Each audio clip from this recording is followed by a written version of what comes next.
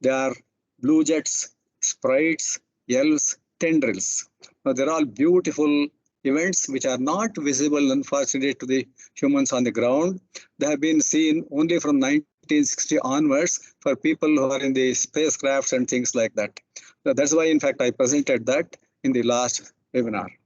Now, in the last webinar again, we went through the basic physics of lightning. That means, how does the cloud get electrified? How does the lightning start? What are the characteristics of the lightning and things like that? Anyway, today we will briefly talk about the hazards due to lightning. If you recall, the lightning stroke channel is hardly about 10 to 12 millimeters in diameter. They're very thin diameter, and then the temperature of the channel is anywhere from 15,000 degrees Kelvin to 60,000 degrees Kelvin, which is almost equal to the temperature of the sun's surface. It's not a small temperature, easy to put the numbers, but it's difficult to imagine that. The stroke current in that small channel is anywhere from 5,000 amperes to 200,000 amperes. For low currents, the temperature will be lower. The higher currents will have higher temperature. The other thing is the lightning current is a very short duration phenomena, only in tens or hundreds of microseconds at the most. Because of this, when the channel gets heated to these high temperatures, the air surrounding the channel expands at supersonic speeds. That's what we call thunder. So thunder and lightning, they go together. Now, we have seen also that lightning can occur within the cloud, between the top positive charge region and the low negative charge region. That's what we call the intra-cloud lightning or internal cloud lightning. It can also occur between the clouds. That's what we call inter-cloud lightning. These are of great interest and great hazard to aerospace vehicles because their electronics can get damaged, which means the whole mission can get lost. The cloud-to-ground lightning is of great relevance to humans and, of course, animals. Animals, for us, is a secondary nature for this seminar. However, now, the average number of deaths in India due to lightning, attributed due to lightning, is anywhere between 2,000 to 3,000. It's believed that this is the single natural phenomena which gives us the highest rate of fatalities. We don't have a proper method of recording in our country, unfortunately. Proper education as to how to avoid the hazards due to lightning has led in places like USA, European countries, Japanese countries, to reduce the fatality rate by a factor of 10. For example, in USA, previous to this education program, the death rate was around 350 per year. It came down to approximately between 30 and 40 after the education. So education is a totally simple procedure, but as we'll see a little later, what are the various steps to be followed in avoiding the dangers, injuries, and fatalities due to lightning, we'll see later. For a beginning, we'll see what are the fire hazards. Because of the very high temperature of the lightning stroke channel, wherever it comes into contact, the temperature goes very high. Therefore, if the contact is ignitable materials, for example, wood, liquids can be petroleum gas or even diesel, or gases like hydrogen, ammunition. These are, when they explode, that can be very, very dangerous. A direct stroke to even ground by a very high current lightning can throw up a lot of debris, soil, for hundreds of feet. I'll show you a photograph much later about that. Right now, when the current throws through metallic objects, for example, a metallic wire, it gets heated.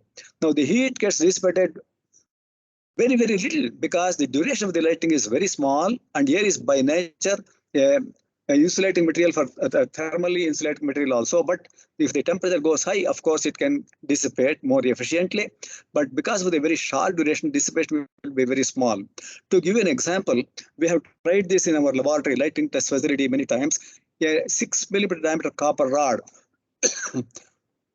can reach 300 to 350 degrees centigrade for a 200 kiloampere. One shot of that can take 300 to 350 degrees centigrade. If it's in contact with ignitable material, you can imagine ignition will occur.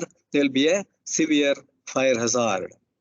Now, severe arcing and any discontinuity in the path, there will be very severe arcing, the temperature will go very high. There can be again a fire hazard. Forest fires are very frequently seen in USA, where the forests are very, very large in number. In USA alone, several thousand acres of forest gets very severely damaged every year. Tall trees get splintered. I will show you some photographs as we go further. For example, here, figure 1A, the lightning current has flown along the surface of the tree, but you can see the damage. Cleavage has formed, very severe cleavage has formed right from the middle to the ground. On the figure 1B, you can see that an industry has caught very bad fire, very, very bad fire, and it can be a lot of financial or economic disasters. Now, one thing we must remember is concrete can conduct electricity. Many people think that concrete is an insulator. That's a very wrong idea. We'll give you some data also a little later.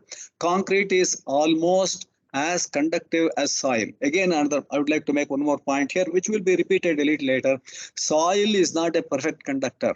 Many people, even in electricity boards, they feel that soil is a very good conductor. So if there are two electrodes in the soil, they are at the same potential for all currents. That's the impression they have got, is very wrong, as we'll see a little later. So when the concrete conducts the current, if there is any metal conduit, even water pipe which is embedded in the concrete, that will also conduct the current. There can be disasters because of that also. Now, we are particularly interested in hazards to humans and, of course, animals. Now, if you think of a person in the middle of a very large open area, like, for example, a football stadium, or rather football field without any stadium, or a golf link, a large golf link without many tall trees or things like that, a person is highly susceptible to lightning strokes. There may be stroke due to a stepped leader or a direct stroke, as we'll see presently. Now, the stepped leader, which was discussed in the previous seminar, is a it's a part of the forward stroke of the lightning. When it comes close, the head, if the person is standing bareheaded inside a tall or inside a vast field, open field, answering streamers can start from his head. Now, this can develop and meet the stepped leader, which means the full stroke will occur through the person. Certain fatality is the result. Very certain fatality is the result. The injuries can be extremely bad. I will show you some photographs as we go further towards the end. Injuries can be abominably bad.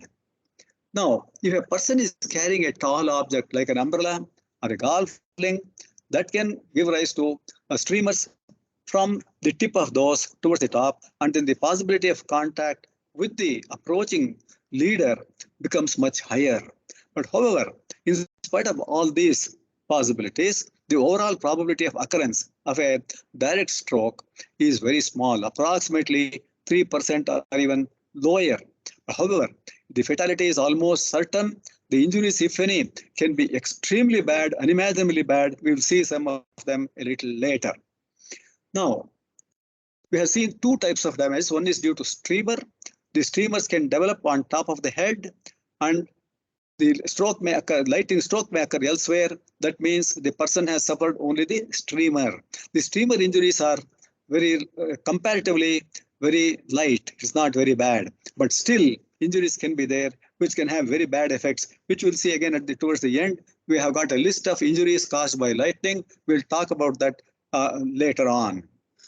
Now, there's one lightning crouch which has been recommended in our country even recently. What is a lightning crouch? A person, suppose he is in the open field, vast open field, and light thunder is heard, so there's a possibility of lightning. So the person is advised to sit on his heels, on his legs, feet raised, the head between the two knees. This is called a lightning crouch. Now, This was recommended by National Weather Service of USA till 2008. Afterwards, they have discontinued recommending the lightning crouch as a protection means. The reason is very simple. Now, if a leader from the lightning can reach down to a standing person approximately 1.5 meters or 2 meters tall, it can reach down further by another half meter or 1 meter and reach the person's head also. That's one very important reason. The second reason is, supposing a person hears thunder, he is afraid of the lightning stroke. It may occur to him, he may be afraid of that. He sits in the lightning crouch. How long can he wait like that for the stroke to occur? The stroke may occur within few minutes. It may occur after 15-20 minutes. It may not occur also. How long can he sit in that very uncomfortable position? He cannot. It is very uncomfortable. Therefore, lightning crouch has not been recommended. National Weather Service of USA has stopped recommending that from 2008 onwards. But unfortunately, in our country, without realizing the uselessness of this lightning crouch, they are still being recommended by the various departments, concerned departments. So I would request you to please enlighten your friends on this and tell them clearly that lightning crouch is not at all useful in avoiding lightning strokes. The streamers maybe, but the strokes, no, cannot be avoided. Now, the other thing is, dangers are very, very common because of contact with tall objects. What are the tall objects? All of you know that. Poles. It may be electric poles, it may be cell phone antenna poles, it may be flag posts like that. Trees and towers, transmission line towers, cell phone towers, etc. These are all very tall objects. There may be other objects also which are very, very tall. Now, when the stroke occurs to this such tall objects, the lightning current flows through the tower and produces the high potential along the tower down.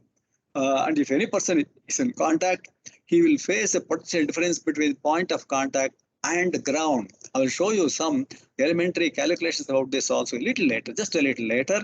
You will see that the potential difference can be very huge, and then therefore the current also will be very huge.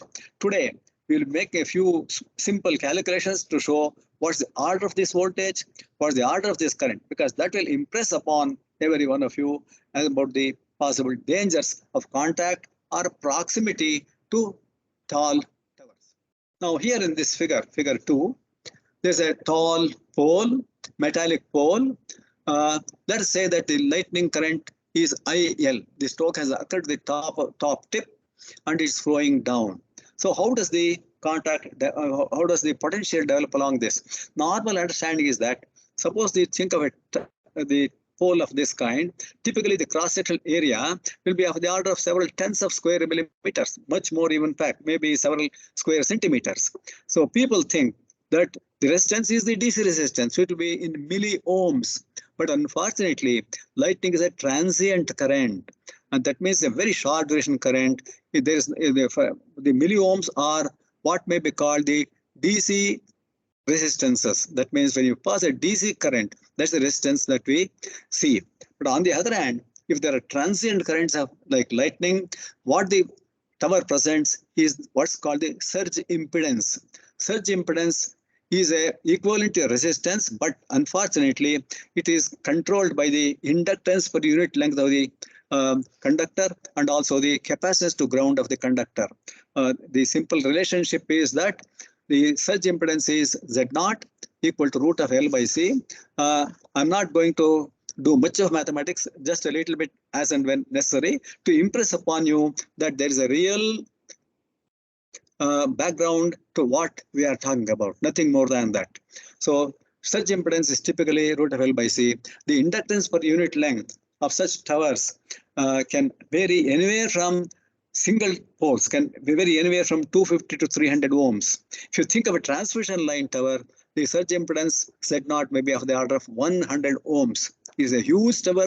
There will be 4 legs, maybe separated by a distance of the order of 4, 5 or 6 meters. There will be 4 legs like that. In spite of all this, the surge impedance will be of the order of about 100 to 150 ohms for huge transmission line towers. A single pole, the surge impedance may be of the order of 250 to 300 ohms.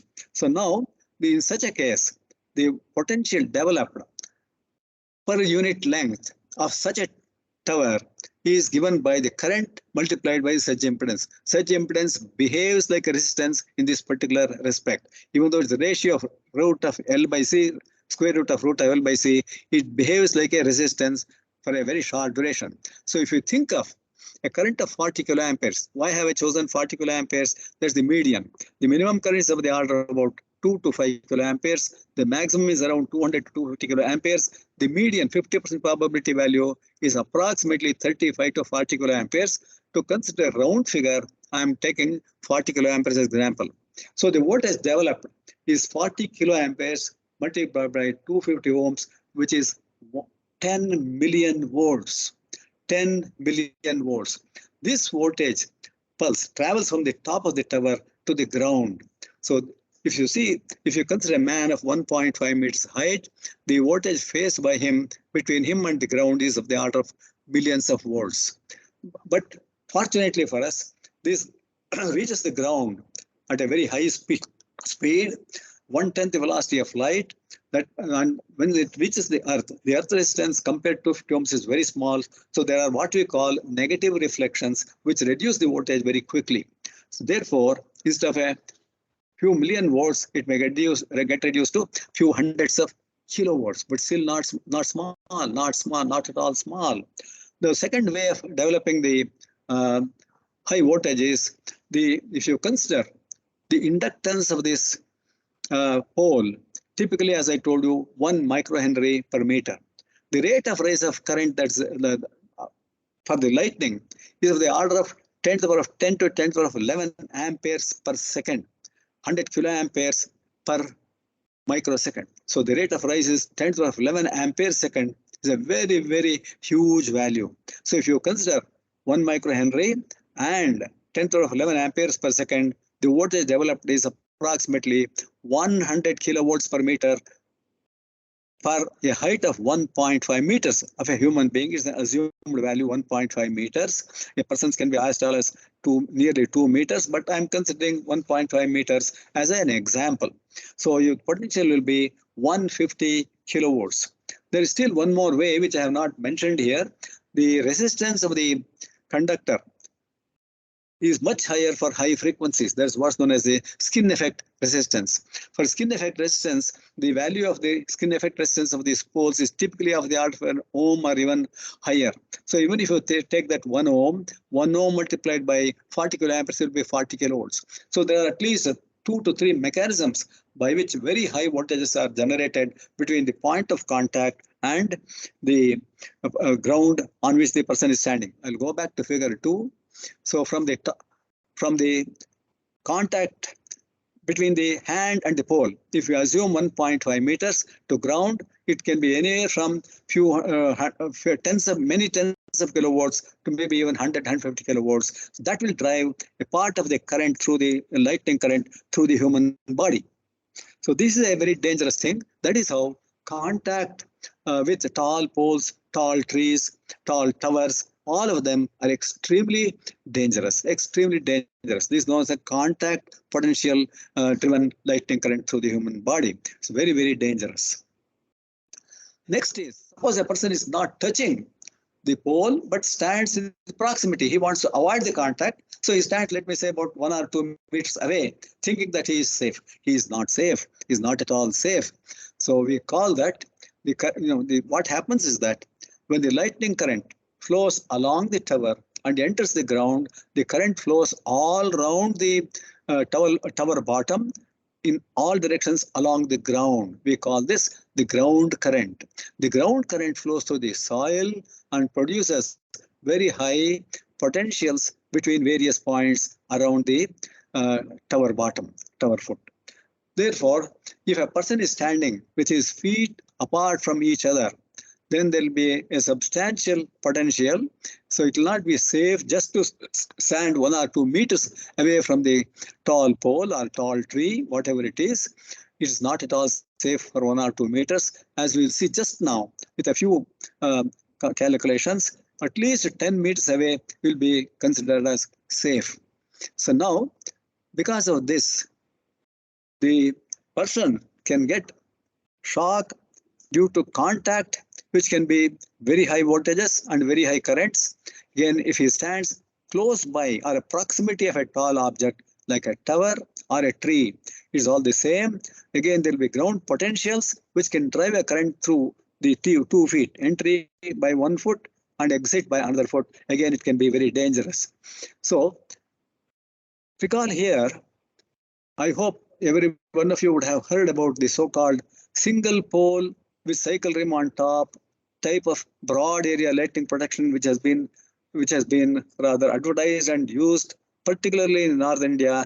And I understand that it has been used at hundreds of places. The idea is that, rather according to them, the feeling is that it will avoid lighting to a great extent. It can protect a whole village, one single pole.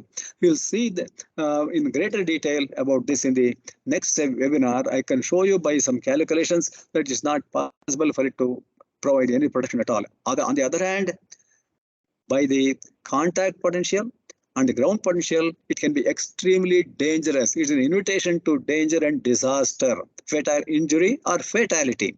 Therefore, one has to be extremely careful about such tall objects. The single pole is a tall object. Now, see here in figure 3, there were 4 people standing under a tree in Gurgaon. This is a photograph taken and published in Indian Express in March 2021. They were standing under a tree. You can see that photograph there. And the second B, after the lightning stroke, they have fallen flat. I understand that 2 people died out of this 4. The other 2 must have got injured. But unfortunately, again, as I told you, the lightning injuries are not classified in India. What are the various types of injuries? Are there any precautionary measures to avoid them? Things like that. There's no such knowledge. Only fatality rates are given as 2,000 to 3,000 per year. Only fatalities. Injuries are not at all described anywhere. So now, we'll come to in some detail to the dangers of the standing in the proximity to tall objects. As I told you, due to ground currents, the current flowing in the ground can produce huge potentials, and that can cause current to flow entering by 1 foot and leaving by the other foot. The other possibility is if a person is standing fairly close to the tall tree or the tall pole, the potential developed may be sufficient to cause a flashover from the tall object to the person. It's a flash. It's not a contact current. It's a flash. Subsequent to flash, there'll be a current flow.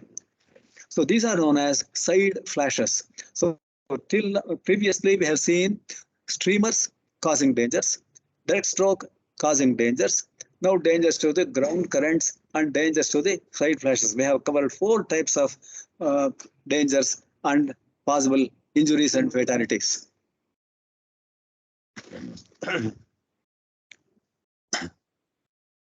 Now, this figure 4 illustrates a side flash.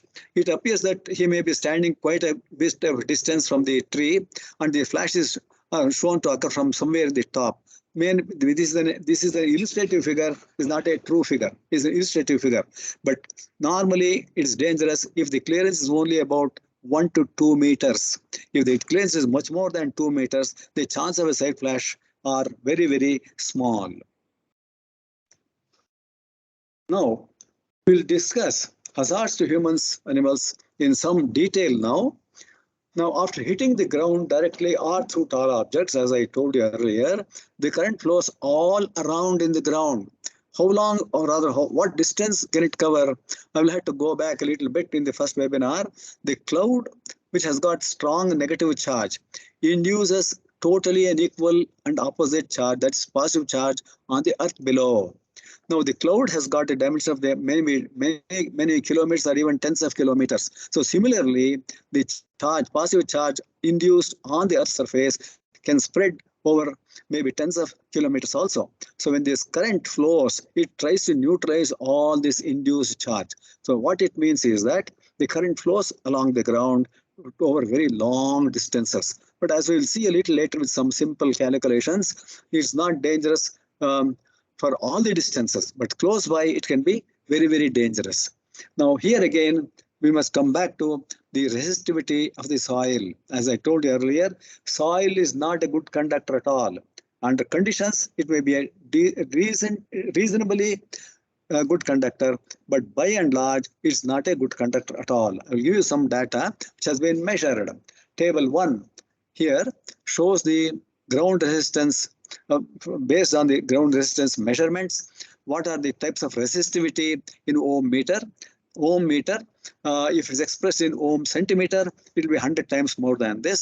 This has been taken from a guide to earth ground resistance test published by Kyoritsu Q India Instruments Private Limited. It is available in the internet. You can also see it. In fact, in the internet, if you go, there will be hundreds of data available on the soil resistivities. So first entry here is garden soil or alluvial soil. Sorry, that day is a wrong word. Clay has become day by mistake. Garden soil or alluvial soil, which is essentially a sort of wet soil, maybe fertilizers, which will hold a lot of water. Resistivity is the smallest in this, 0.1 ohm meter to 1 ohm meter, quite small, very small. Then we have got normal clay, which is only partially wet. The resistivity is about 5 to 100 ohms meter, 5 to 100 ohms per meter. Then you think of porous chalk, it will be considerably more resistive. You will see that the resistivity can be of the order of 30 ohm meter to 100 ohm meter. Then you have got even higher level, quartzite or crystalline limestone, 300 or even more ohm meter. Now, then we have got rock. Rock can have very different resistivities depending upon the constitution. Now, 1000 to 10,000 ohm meter, which means almost million ohm centimeters, extremely insulating. But again, depends very much on the constitution, the chemical constitution of the rock. But what we are interested in is a normal soil, which is neither garden soil or alluvial soil, nor something like the quartzite or things like that. So what we'll assume in some simple calculations that between 5 and 100, I will assume some 50 ohm meter for some simple calculations to show the extent of danger. Now, if you think of absolutely dry concrete, the resistivity is of the order of 2000 to 10,000 ohm meter, which is the same as or even better than rock. But however, when we use concrete blocks in a building construction, it's not absolutely dry. In fact, it's quite moist. It will have absorbed quite a moisture from the atmosphere. It's porous, it will absorb and hold it. Therefore, you will find that the resistivity of the concrete blocks, is between 30 and 100 ohm meter. Is almost as good as any soil. This is why I mentioned little earlier that concrete blocks are as conductive as normal soil. So in our calculations, simple calculations, which we are going to talk a little further, 50 ohm meter has been assumed, which appears to be quite reasonable. Now, in estimation, we have to depend upon the most fundamental law in electrical engineering, that's the Ohm's law, which says that if you have got a resistance, apply voltage V, the current flow is I. Now, this is a very, very fundamental equation, Ohm's law. And then in terms of current density, which is useful to us, as we'll see a little later, the current density is current per unit area, and voltage is expressed in terms of the electric field intensity or the electric potential difference between across a unit length. R is resistance of that one, that becomes a resistivity. So therefore, Ohm's law becomes, in a more fundamental form, E, electric field intensity, is equal to J times rho, where J is the current density, rho is the resistivity.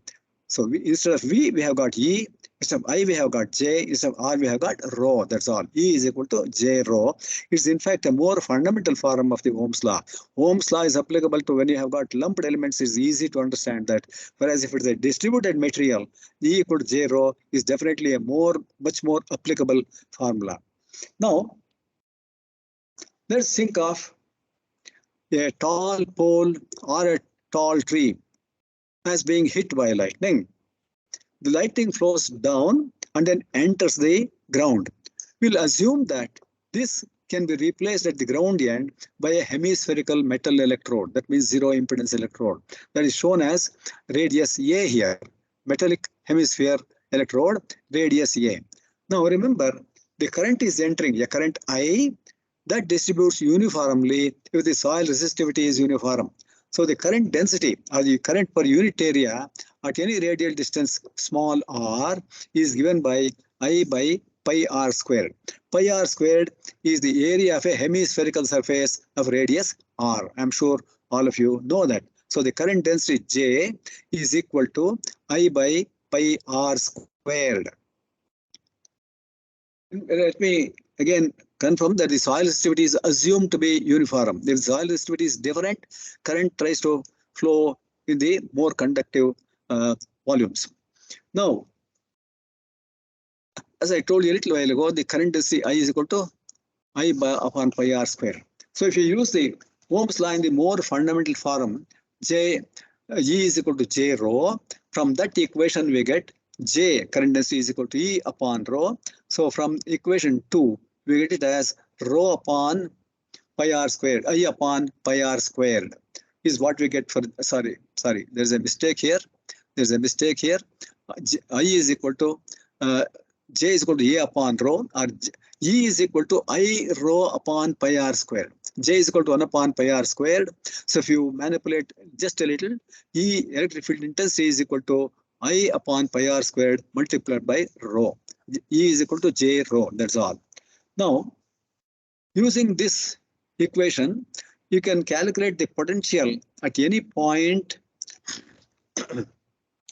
far away, that at a radial distance r, resistivity is rho, the electric field intensity is I upon pi r squared into rho. Now, supposing there's a person standing with his feet apart, there will be a potential difference. That potential difference or the voltage difference is the electric field intensity multiplied by the step distance. You can call it small l. If you substitute that in equation 3, the potential difference between the 2 feet would be E times L. That means I rho upon 2 pi r squared into L. That's the equation 4.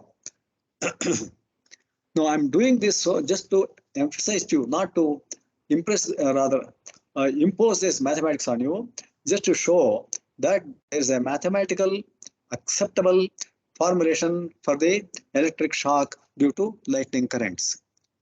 So now, supposing if we say that S is the distance between 2 feet in a step, that is what we call the step distance, the voltage between the 2 feet of the step is given by, for equation 4, V step is equal to I, the current, multiplied by rho S upon pi r squared.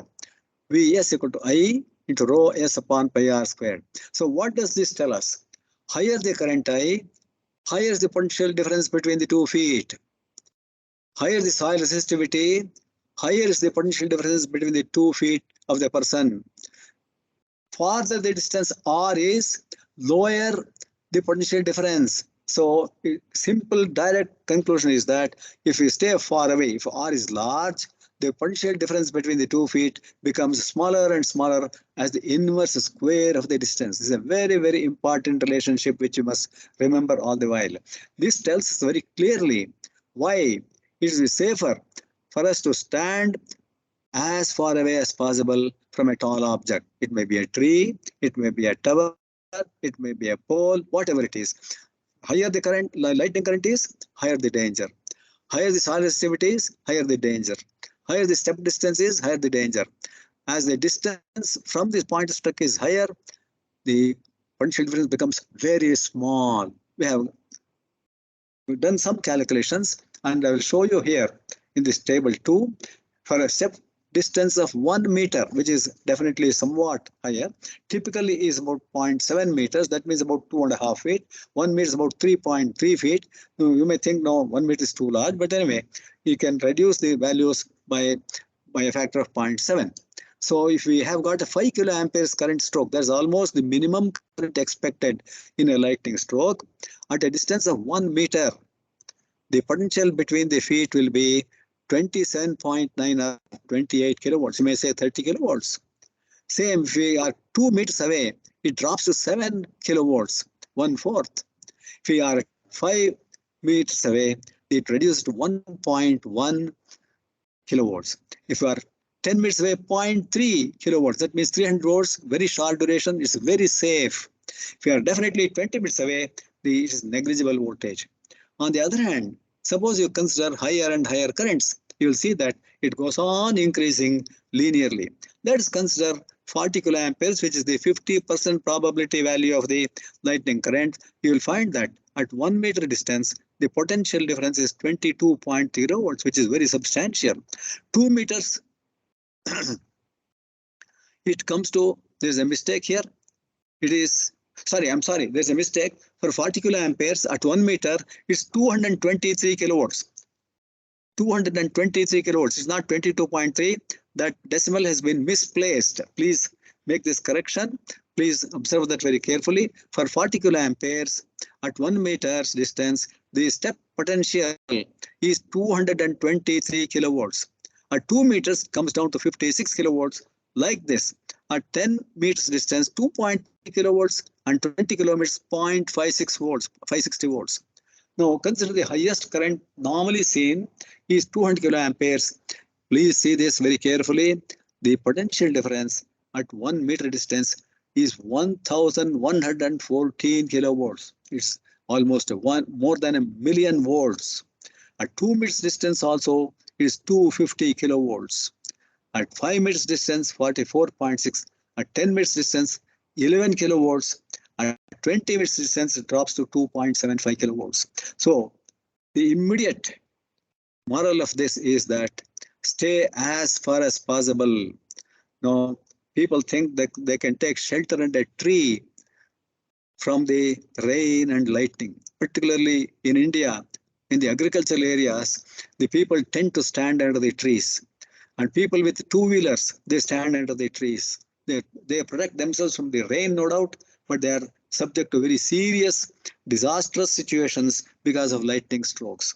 So it's from this table, it appears safe to be at least 20 kilometers away, 20 meters away from the tall object, particularly trees, because in the rural areas, it is very common practice to take shelter. Even in the urban areas, if we are going in a tree-borne area, with areas with trees, it's our standard practice almost, it's a normal practice to stand under trees to take shelter from the rain. We may get shelter from the rain, but certainly we are opening ourselves to a huge risk. Now, one important thing I would like to mention here is that the shock, the injury, fatality, they're all due to the current which flows through the body. The voltage drives the current through the body. It's the current which does the damage. I will repeat it. The voltage drives the current. It's the current which does the damage. So it will be of interest to us to find out what's the body current. Suppose a person is standing with 1 feet, 2 feet apart near a tall object like a tower or a tree or whatever it is. What's the likely current flowing through the human body? Is it dangerous or not?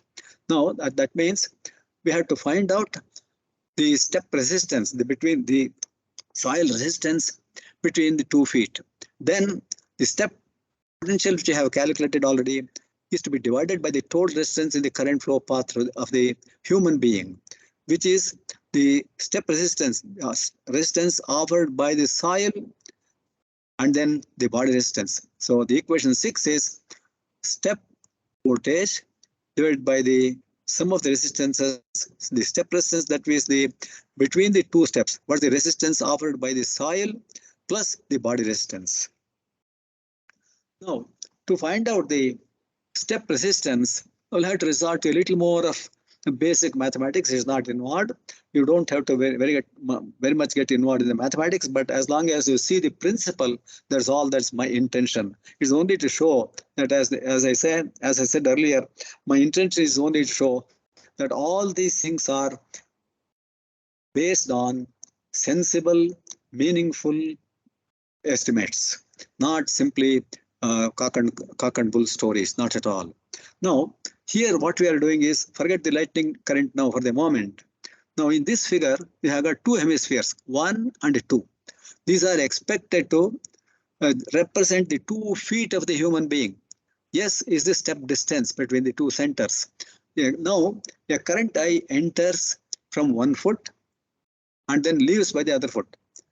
To be more particular for this figure, a current I is entering by hemisphere 1, that's foot, the 1 foot, and then it leaves by the other foot 2, the same current leaves.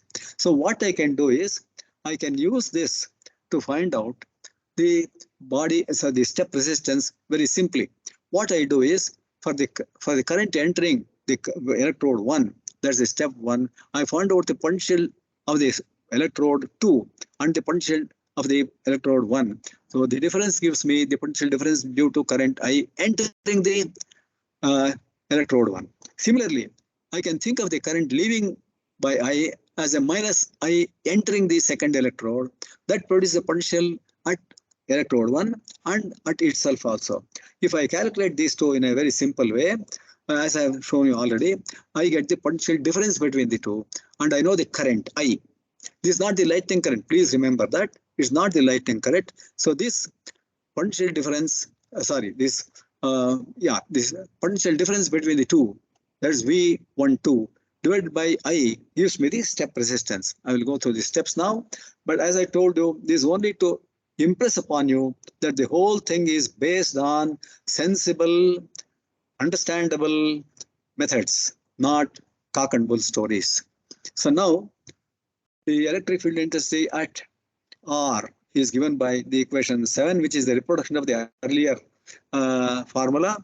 E at any distance is I rho upon pi R squared. Now, because of this, the potential of electrode 1 is I rho upon 2 pi A. The potential of electrode 2 is I rho upon pi S, where S is the step distance. Similarly, the potential difference between 1 and 2 is minus I rho upon pi A. Now, if we go further, the effective potential of electrode 1 is given by this expression, I rho upon pi multiplied by 1 by A minus 1 upon S, and potential V2 is minus I, because minus I is entering. Instead of I leaving there, I have assumed minus I entering. Minus I into rho upon pi, 1 upon A minus 1 upon S. If I take the difference between the two, I get the step resistance as equal to 2 rho upon pi into S minus A upon SA. Now, let me again emphasize that is not to show, yes, I know about all this. It's not like that. It's essential to impress upon you. I'm repeating it. I'm impressing upon you. The whole thing is done in a very meaningful and sensible way.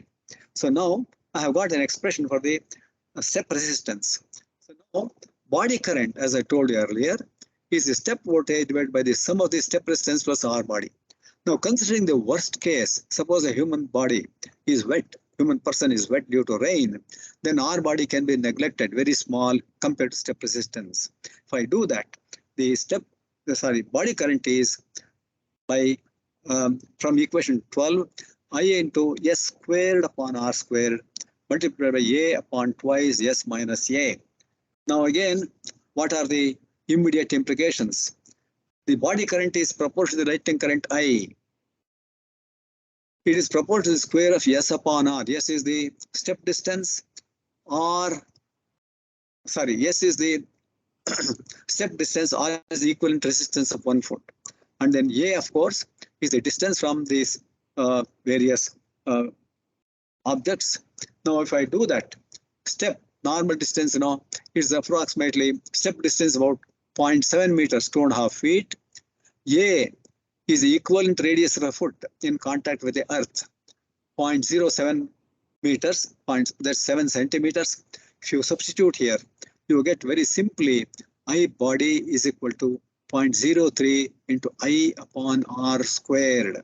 0.03 times I upon R squared. Here I is the lightning current, R is the distance of the person from the point lightning has reached the ground point. Now what we will do is, as before, we will try to calculate the body current for various distances and various currents. So now, now again, I have considered distance of 1 meter, 2 meters, 5 meters to 20 meters, and currents from 5 kiloamperes to 200 kiloamperes. The important point for me to consider is the lightning current of 50% probability. So now, if you think of 5 kiloamperes, if the distance between the stroke point and the person standing is 150 amperes, not a small current. If a distance is 2 meters, the current comes down to 37.5 amperes. Like this, if you go to a distance of 20 meters, the current drops down to 0.375 amperes, very, very small current. Now, considering 40 kiloamperes, which is, as I told you, the current of mean current magnitude for a 1 meter distance, the current can be 1,200 amperes between the feet. That means entering 1 foot and leaving by the other foot. 2 meters distance, 300 amperes. 5 meters distance, 48 amperes. For 20 meters distance, is only 3 amperes. Whereas if you think of 200 kiloamperes, that's almost the worst case. The current can vary from 6,000 amperes down to about 15 amperes. So again, you will see the great merit in keeping a large distance of at least 10 to 20 meters from these tall objects. Which are the tall objects? Towers, tall trees, poles, like that. Now, one important thing is, all the while we have been talking of humans, but animals are also of equal concern for us. Now, animals have got 4 feet distance between the front feet on the average, and then the front pair of feet is larger than a single human foot. Similarly, the back pair of feet will be together larger than the second foot of the human being. Therefore, the animals tend to get much larger currents for the same distances. Point 1. The second point is the body is horizontal. The body is horizontal. Head to tail is almost horizontal. So when the current enters one pair of feet and leaves the other feet, the chance of the current flowing through the heart is very, very high in the case of animals. In the case of humans, luckily, the 1 foot to other foot, the current tends to distribute in the abdomen mostly. As we go higher in the abdomen, the current becomes lesser and lesser. The chance of the current flowing in the heart is very, very small. Unfortunately for the animals, it's just the opposite because they are horizontal structure. The head to tail is almost horizontal. Therefore, the animals are far more dangerous. There's another very important point in this. The current, I have already mentioned this, the current spreads, the lightning current spreads over a large area. Point 1. Point 2, at all radial distances R, all round, the current density will be very high. Therefore, the chance of fatality and injury and fatality, I should say, is very, very high because of this large area. And then figure 7 shows a very, very disturbing type of figure. More than 300 reindeer dead due to a single lightning stroke. A single lightning stroke. This is one of the cases. There was another photograph in which I somehow missed it. More than 400 sheep had died. The unfortunate part is animals tend to move in groups. So the moral is immediately, when lightning is active, do not move in groups. This is the request to all the humans. First thing is, keep off from the tall objects like tall poles, trees, etc. And do not move in groups. If the group is moving, all of them will be susceptible to very severe shock, injuries, and fatalities. The other thing is, very important thing is that because of this very large area, the number of injuries and fatalities due to ground current flow is the largest, between 50 to 60%. But remember, due to streamers, it's only about 2 to 3%. Due to direct stroke, it's only 2 to 3%. Due to ground strokes like this, it's almost 50 to 60%. Due to side flashes, it's of the order of 20 to 30%. That makes it totally about 100%. I must emphasize one thing here. All these are subject to statistical variations. That's very important. Lightning itself is a highly statistical phenomena. Now, important thing for us to recall is that we estimated the current through the human body, assuming that the body distance is very small. The next question is, we have seen the current from 6,000 amperes to about 0.375 amperes. What is dangerous? What is not dangerous? That may be a question which may come to your mind immediately. However, I'm sure every one of you will understand nobody can do these experiments in a laboratory. We'll be subjecting a person, the subject of the experiment, to the serious cases of injury or fatality. That's not at all. That's not at all possible. It's impossible. It's unthinkable. However, Charles Dalzell gathered a large number of accident data which have occurred, accidents, unintentional accidents which have happened in laboratories, high voltage laboratories, wherein impulse voltage got applied to humans accidentally, laboratory personnel. A tract from his paper I have given here. In this table, he has given about 13 or 14 cases in his paper. The paper is given here. It was published in the Transactions AIEA, Part 3, Power Apparatus and Systems, Volume 72, 1953. I think 13 or 14 cases has delineated. I have taken out from them only about 4 examples. Now, first one was in 1936 in England. Accident discharge of an impulse voltage generated through the person. The estimated current was 1250 amperes. The energy was about 385 amperes. These are all completely estimates, cannot be assured. And the effects, Lichtenberg figures, we'll see this a little later, behind the ears and chest and shock. These are the effects. Next, we have got in USA in 1950, an unintentional contact with a charged high voltage capacitor bank. Value was only 0.005 microfarad, very low capacitance. The estimated current was 120 ohms. Energy was about 9 ohms.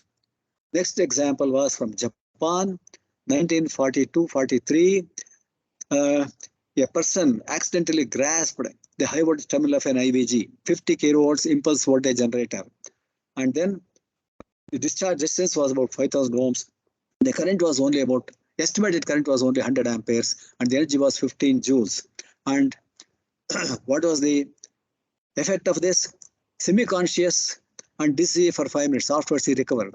The current and the energy were very small. The previous one, no marks left, headache for 3 days. No medication could give any improvement. No medication. There's one more. Sorry, 2 more there. 1950, Japan. The victim was standing on a low wooden stool. He received a flash from IVG. The impulse voltage generator accidentally fired by itself. This happens quite sometimes, rarely though, in high voltage laboratories, which anybody in working the voltage laboratory would have seen. The estimated current was 1,600 amperes. Energy 5,000 joules, 5 kilojoules. Effects: intense muscular reaction. It threw him down. No trace of discharge. He lost sight of the left eye. Recovered the eyesight only partly after a month. Very severe joint pain for 2 days. You will see that the current was higher, estimated energy was very high. The last example I have cited here from that table was in France, 1948. And again, an accidental discharge of an impulse voltage generator. The estimated current was 436 amperes. Energy was 429 joules. The moment he got the shock, the person ran for 10 minutes in a sort of unconscious state. He ran unconsciously for about 10 meters in an unconscious state.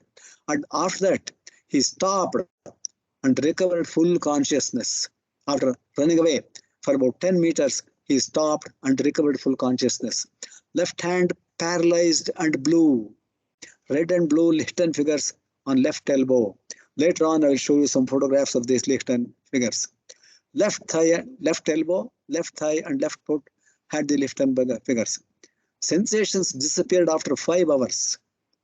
That means the so-called paralysis, etc., they disappeared after about 5 hours. Lichtenberg figures disappeared after about 12 hours. So as I told you, out of total 13 examples, I have quoted only 5 of them as representative of that. Now, in the light of the above, the important moral is the absolute futility and uselessness of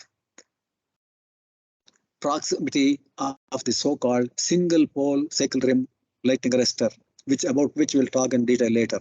What I mean is that in northern India particularly, a single tall pole with a cycle rim at the top is believed to avoid lightning, reduce it for a whole village. Now, such things are, such poles are practically invitations to disaster because they invite lightning. So they cannot absolutely offer any protection whatever. Now, in the previous, now just previously, I have considered the disasters and shocks due to stepped leaders, sorry,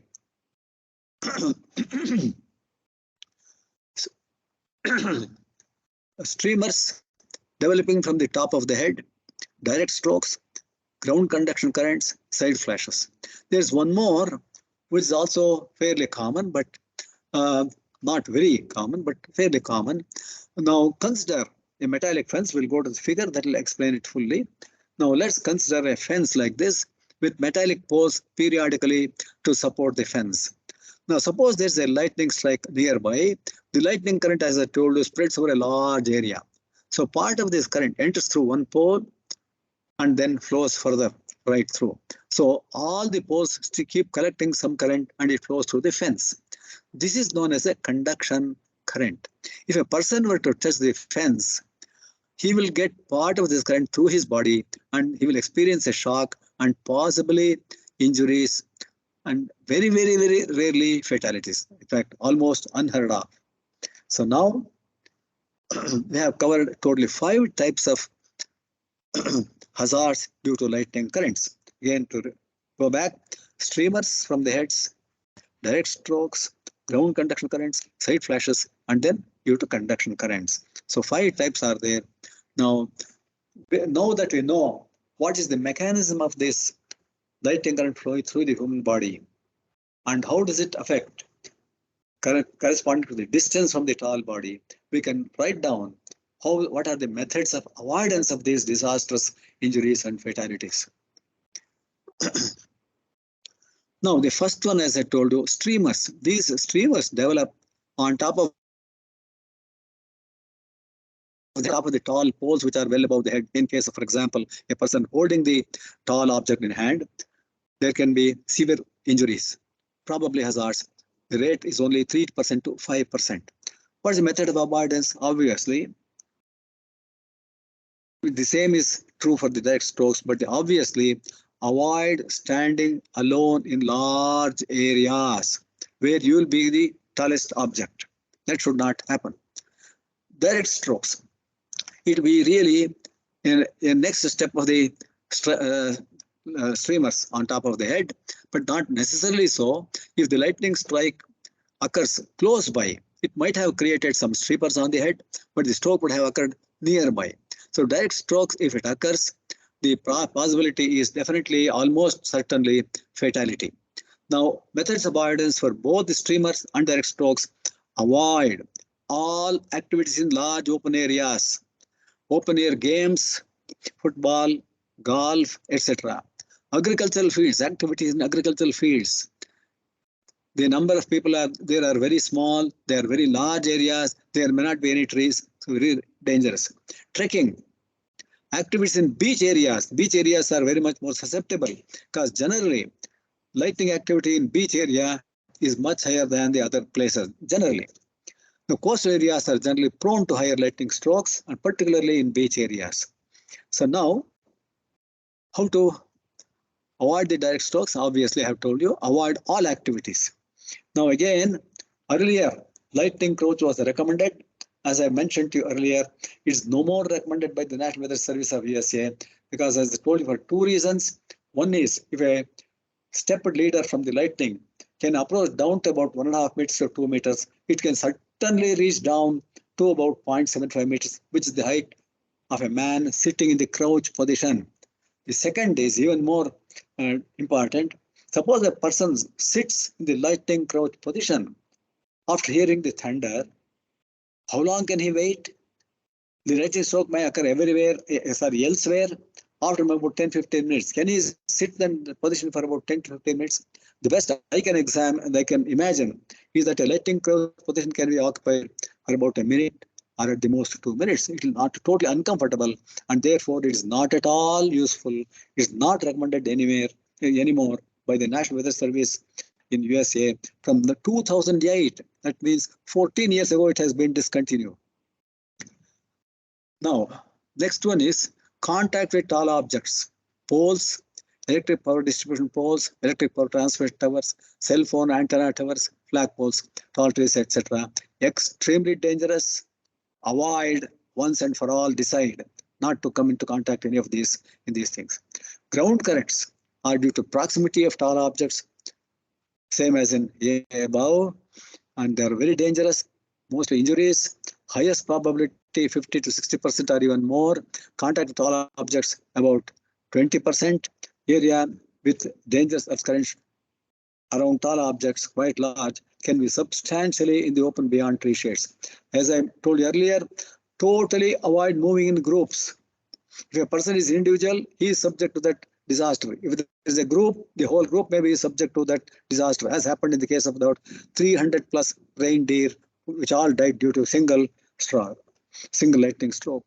In India also, we are hearing often 80 oxen died here, 2 oxen died here, like that. It is all due to moving in groups or pairs like that. To summarize again, avoidance, totally avoid contact, close proximity of tall objects, no shelter under tall trees, keep as large a distance as possible, at least greater than 10 meters, preferably 20 meters or more from tall objects. Widely made statement is a very important statement. When thunder roars, go indoors. When thunder roars, go indoors. How does it help? The important thing for us to note is that from the first thunder to first cloud to ground lightning will be typically 20 to 30 minutes gap. I'll repeat it. From the first thunder to the first cloud to ground lightning will be an interval of 20 to 30 minutes. Make the best use of this. Go indoors. So when thunder roars, start moving in, go indoors. It's a very, very important thing.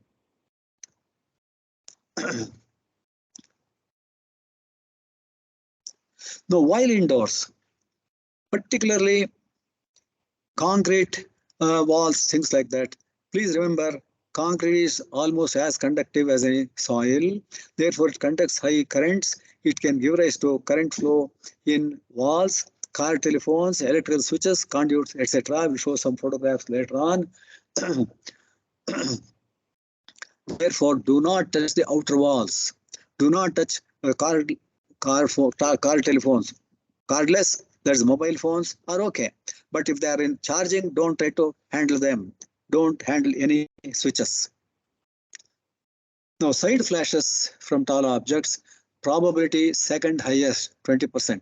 What happens is that, people know, yes, contact with the pole, contact with the tree is dangerous, so don't touch them. Stand close to them, doesn't matter, 1 or 2 meters away. We have seen clearly that it can happen very often. Avoidance is as in ground currents.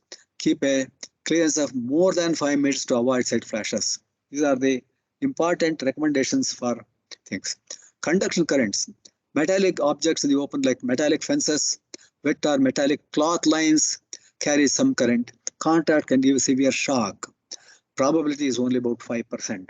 Avoidance, don't avoid contact with long metallic objects like metallic fences, cloth lines, etc. during thunderstorm weather. Now, the important thing for me to emphasize that the steps of avoidance are very simple and involve in no cost. They do not involve any cost. Then how to implement it? Education, education, education, education.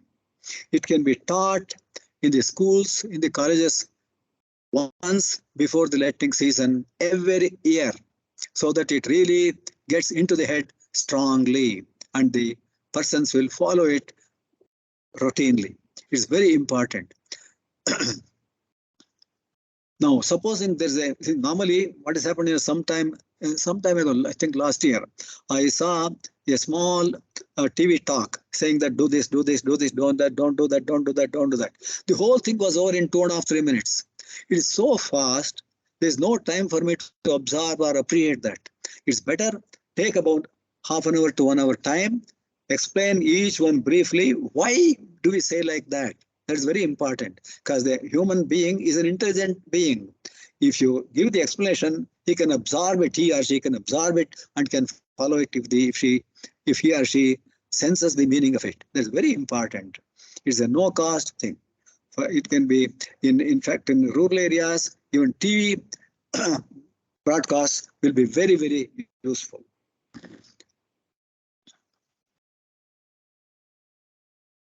Now, I have been talking about injuries. I have here a few photographs of lighting injuries. You will see how scary they are. You see the tree-like formation on the shoulder of this person. That's called a Lichtenberg figure. The reason was Lichtenberg was the person who saw that a lighting in the laboratory is made to flow in a photographic plate. It develops trees of this kind. That's why they are called Lichtenberg figures. In fact, in outer laboratories, if you have got a photographic plate, you pass the current through that plate, you will see that similar figures are formed. Now, you can second one. Oh my God, I don't know what else to say. The injuries are self-explanatory, very, very serious, very, very severe. Again, Lichtenberg's figures have formed and have been wiped out. Next figure, from the neck downwards, it goes all along the body. You can see it's really very scary to see that even. You see the whole back is burnt up, it's roasted like a dosa. Now the other figure on the right hand top is probably the most horrible thing I have ever seen. The muscles, nerves, everything has got burnt out. Below the elbows, both hands, gangrene has formed. Gangrene has formed. Again, the other one below, from the neck downwards, almost till the bottom, very severe injuries. Again, the same gangrene again, but in the right top figure, there's a puncture in the skin. There's no figure formed yet. It's a puncture and the current has flown through the nervous system and muscles. And then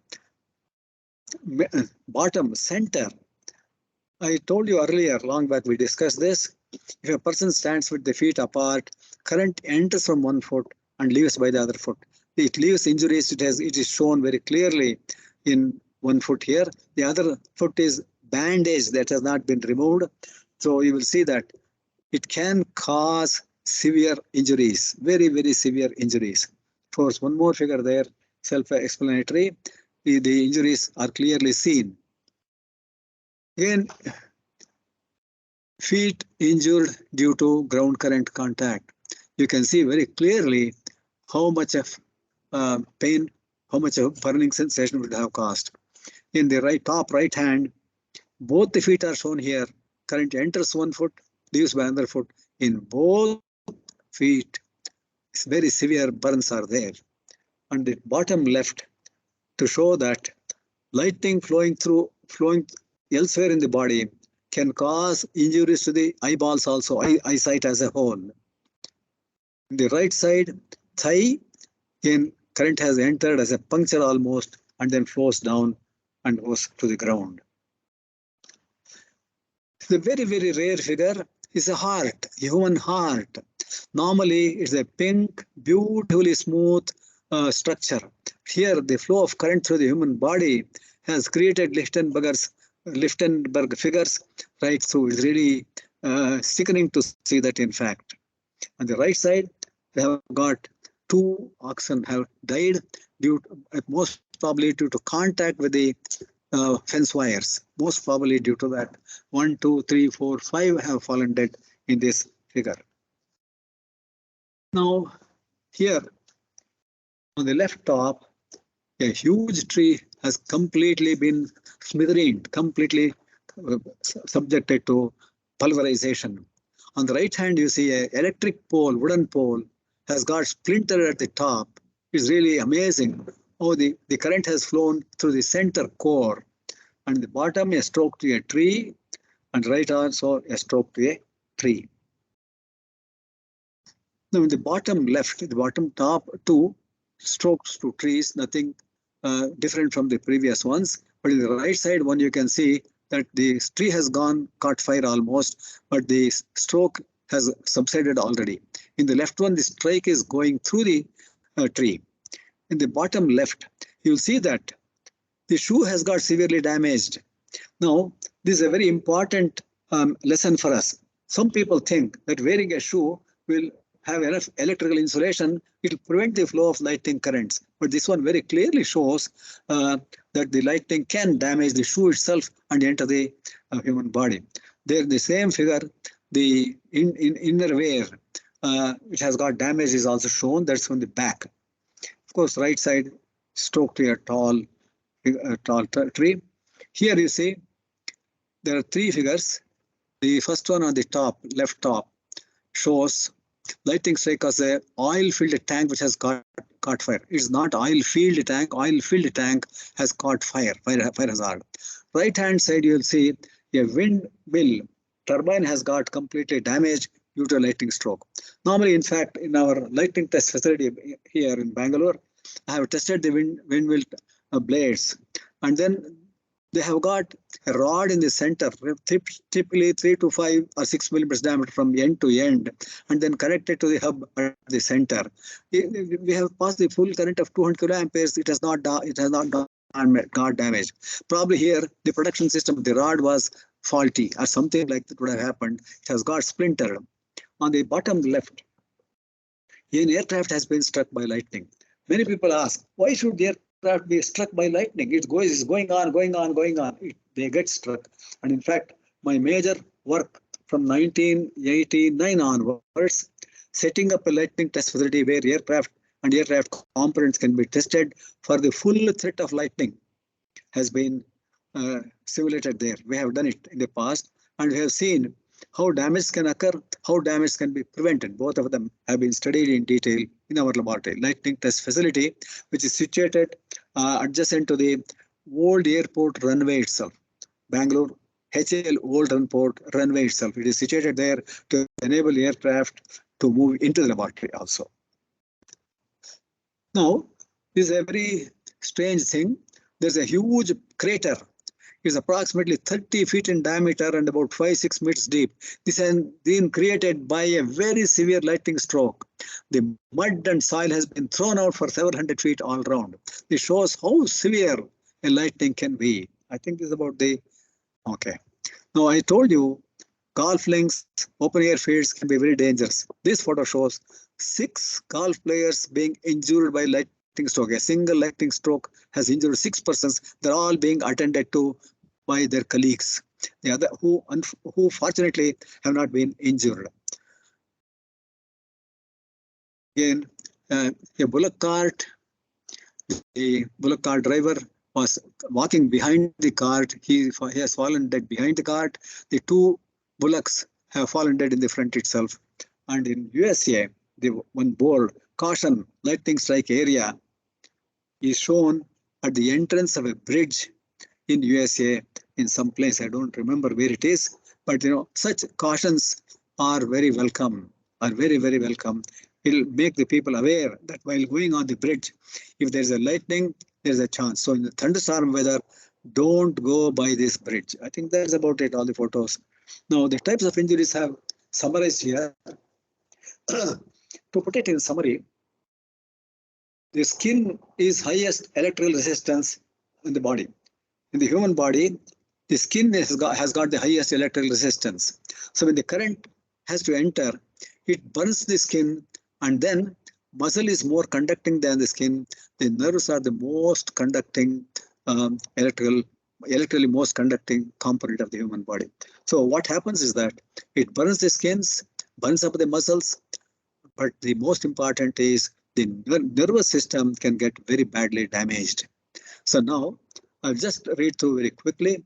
Burns can be horrible looking, both internal, that means not seen outside, and external, accompanied by one or more of the following. Excruciating, mostly constant or frequently recurring pains, headaches, fatigue, numbness, depression, brain fag, memory loss. It may be temporary loss or frequently recurring loss, dizziness, constant ringing or buzzing in the ears, hearing loss, anger issues. The person gets angry for no reason at all, odd timings. Doing nothing also he gets angry sometimes. Loss of concentration, coma, suddenly going into coma, temporary loss of speech, taste buds changing after some time, joint and muscle pains, fractured vertebrae is a very, very bad situation, pain in the hips and back. Legs and feet tingle and numb, swellings in upper back, chest and neck, frontal lobe damages in the brain, neuropathy, fibromyalgia. Neuropathy is due to nerves damage. Fibromyalgia is also neurological. You know, fibromyalgia has got three words there. Fibro standing for fibrous tissues, myomuscular tissues, algia is pain. So in the body, the fibrous tissues, the muscular tissues have got pain. It can be constant pain, not necessarily immediately, or it can be for whole life. Initial paralysis may improve after some time. Insomnia, that means loss of sleep.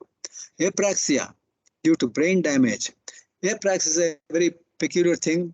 Suddenly, a person is not able to move his lips. Talking itself becomes not possible. Fingers he cannot move. Grip thing is not possible. Only it happens occasionally, not always. Petit mal seizures. That means occasional, unpredictable brief loss of consciousness. Suppose a person is driving in a car and happens to get these petit mal seizures. What will be the fate? It will be unimaginable. And very, very rarely, very, very rarely, let me emphasize once again, very, very rarely, psychic abilities, ability to foresee, look into the future, tell you what happens, what is likely to happen tomorrow, day after tomorrow, like that. Extremely rare. So these are typical injuries. They are mainly burns, internal or external, and neurological problems. And then I'm giving here, I'm not going to read through that, lightning strike survivor stories. People have been struck by lightning, have survived it. They have given their experiences. They have been recorded by the National Weather Service. They have been given this table. I don't know, it's not really worth going through that in detail as I did for the previous things. All these injuries have already been listed.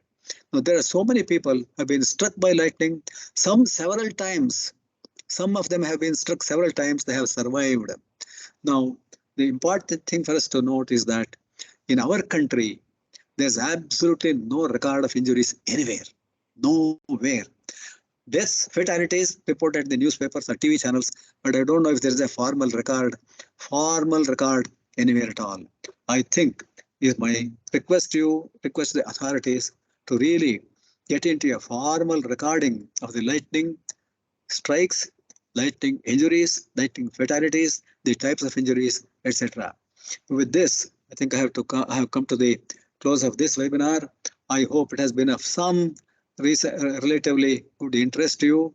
If they have got any questions, I'll be happy to try to answer them. I cannot say I can answer everything. I'll get back to Mr. Gopakumar. Thank you very much, sir. It was an excellent presentation.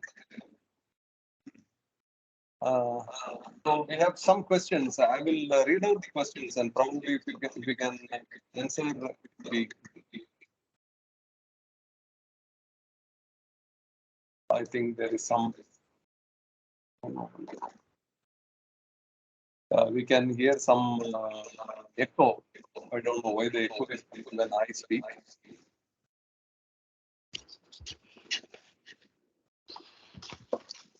Shall I read out the question?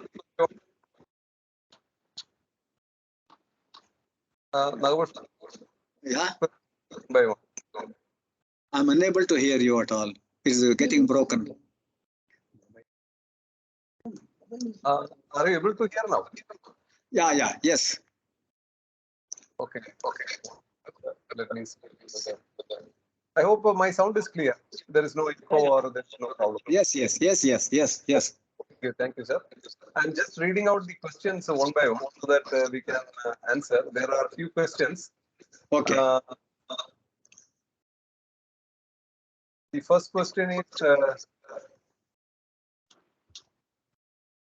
any calculated parameters lumped parameters. Oh, unable to hear you again. It's getting broken. Any calculations distribute parameter instead of lumped. Oh, unable to hear you, Gopakumar. It's getting broken. Okay.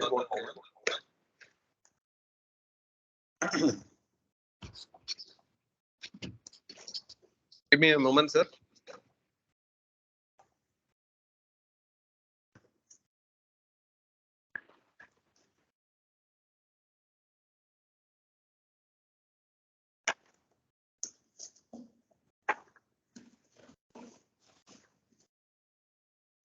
Hello. Yes, Is my please. sound clear now? Sound is clear, but it's getting broken. I'm unable to hear the full sentence, only part by part. Okay, one more. Probably. The first question was, let me take the question again.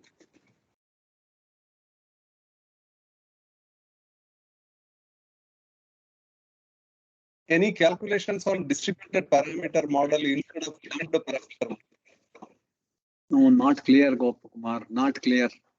Okay, I will take the help of one of my colleague. One moment.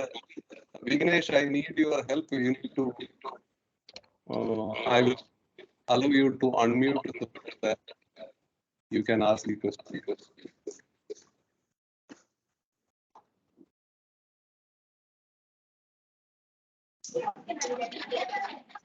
Hello. Vignesh, you have to read out the question. I can hear, sir. Please go ahead. Your sound is clear.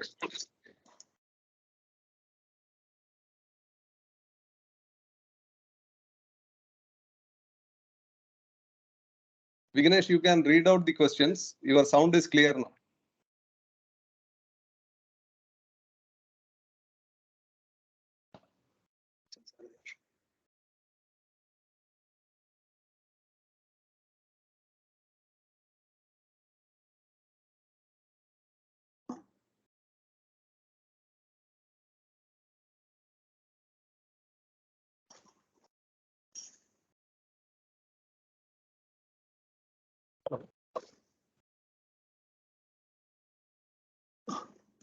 I think the question is, are there any calculations using distributed parameters instead of lumped parameters?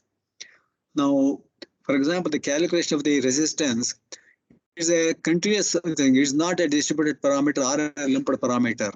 It has been calculated continuously, integral from end to end, like that. Only thing is body resistance has been treated as zero. It's not zero. It's finite value always. That will limit the current to some extent. There's one more point which I think missed mentioning to you. The soil resistance itself depends on the current magnitude. But if the soil is conducting at the value we have considered, the variation is not significant. Only in case of highly resistive soils, it becomes much less. Otherwise, it should be whatever we have done seems to be sensibly correct. Dispute parameter of what? I don't understand that.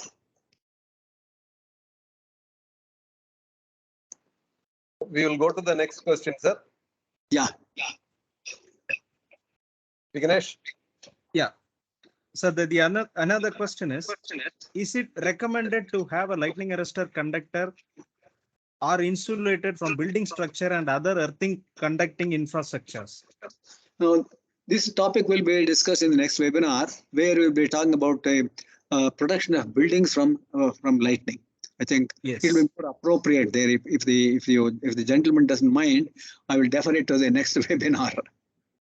Yes. And the same gentleman has asked another question. Could you please put some light on Damini app, which was recently launched by Government of India for lightning alert? So I have no idea really, so I cannot make any comment. I have not come across that in detail. I'm very sorry. Sure. Sir, we should also, we will try to get some information about it and we'll get back to you, sir. Thank you. Okay. And there was another question from the same gentleman. Is it mandatory to install a lightning protection system for a solar PV? Yes, yeah, it'll be in all senses prudent, correct procedure to do that. Otherwise, there are instances where it has been hit by lightning and it has caused damage because the wires go into the house. The wires go into the house, into the electrical systems. It is definitely very useful to have to install the lightning protection system for solar panels also. I hope the answer is yes. Yeah. Another question from Mr. James Kuti Thomas. Mhm. Is it advisable to direct people to plant trees around their home, being a lonely place where lightning can strike their home anytime? That's a question. Or See, will it be more dangerous doing so? you see, if the trees are taller than the house, they can be struck by lightning and the current can enter the house foundation also if proper precautions are not taken. For example, if there's a ring earth around the house, it becomes safe. That ring will take away the current. Otherwise, having trees need not be always beneficial. Sometimes yes, but sometimes not necessarily. It's a very difficult question to give a specific answer because if the trees grow taller, they are likely to be hit by lightning. And then side flash from the tree to the house is also possible. It has occurred. In fact, in USA, I know that they have got standard procedures. Before every lightning season, the trees have been trimmed to see that the distance between the house and the trees are substantial. But they have got it as a standard procedure. It is done routinely there. Otherwise, if the trees branches are in contact with the house, it can be very dangerous. It can be very, very dangerous. I'm recalling one instance in the National Aeronautical Laboratories in Bengaluru. A lady was standing, talking on the phone and looking out through the window. Lightning struck the tree which was close by, and she fell unconscious. Now, you see, the tragedy of it is, after she became conscious and complained, the concerned electrical person installed a lightning rod attached to the window itself so that it can hit her directly. See, proper appreciation of the lightning is very, very important. What should have done is should have cut down the branches of the tree which were closer to the house. Instead of that, he installed a lightning arrest right onto the lightning rod, right onto the window itself. I don't know. It's very difficult to advise everybody, very difficult. Yeah. Okay, we'll move on to the next question, sir. Yes. There is a question from Mr. Balaji. He wants a clarification since you have mentioned as concrete is a good conductor. What is the typical resistance and is it applicable for a concrete inside soil or on top of a tall object? Yes, everywhere the car is now. I will not say it's a good conductor. It's as conducting as a normal soil. Resistivity is 50 ohm meter, which has been assumed in several calculations shown in the webinar. It's not a good conductor. It's not at all a good conductor. It's a very poor conductor. Now, metals have got resistivity of that 10 to minus 6 ohm meters. Minus 6. This is 50 to 100. So concrete, whether it's under the soil or above the soil, as long as it's exposed to the atmosphere, it is treated as conductive as good soil. That's all. It's not a conductor, that's for sure. Good, sir. Thank you. There is another question from Mr. Narendra. Is there a simple or portable instrument which can indicate the presence of charges? It can be useful to human man. You see, it's a very, very difficult question to answer. No, if you remember in the first webinar, I said the leakage current between the lower ionosphere and the earth is of the order of a few picoamperes per square meter. Now, supposing you take a zinc sheet or an aluminum sheet, roughly, let me say arbitrarily 10 square meters in area, connected to ground through the picoammeter, it will read the current. That means we are living in the current volume, but the current is very small. Current is very, very small. I don't know whether I have answered your question or not. Probably not. If you need any clarification, you are welcome to ask again. You can measure the current. Charge also can be measured. That's far more difficult. Current is easy to measure. The electric field intensity at the Earth's surface can also be measured. Typically, it's about 3 volts per centimeter or 300 volts per meter height. If a person is 2 meters tall, he will be having 600 volts between his head and toe. But as I told you, emphatically, voltage drives the current causes the damage or sensation. If the current driven is very small, it will not be felt at all. It will not be felt at all. It will be much below the sensation levels.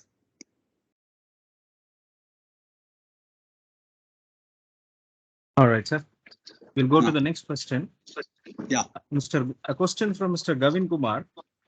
He's asking about, is it taking shelter inside a closed vehicle safe during lightning? Yes, it is very safe. Only thing is, the person should not stretch his hand outside to see whether it's raining or not.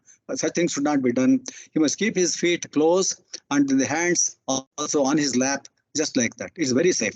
But he should not touch any other part of the car or vehicle. It's very safe. Very good question. Very safe. Glad I'm able to answer directly. Thank you, sir. And one more question from Mr. James Kuti Thomas.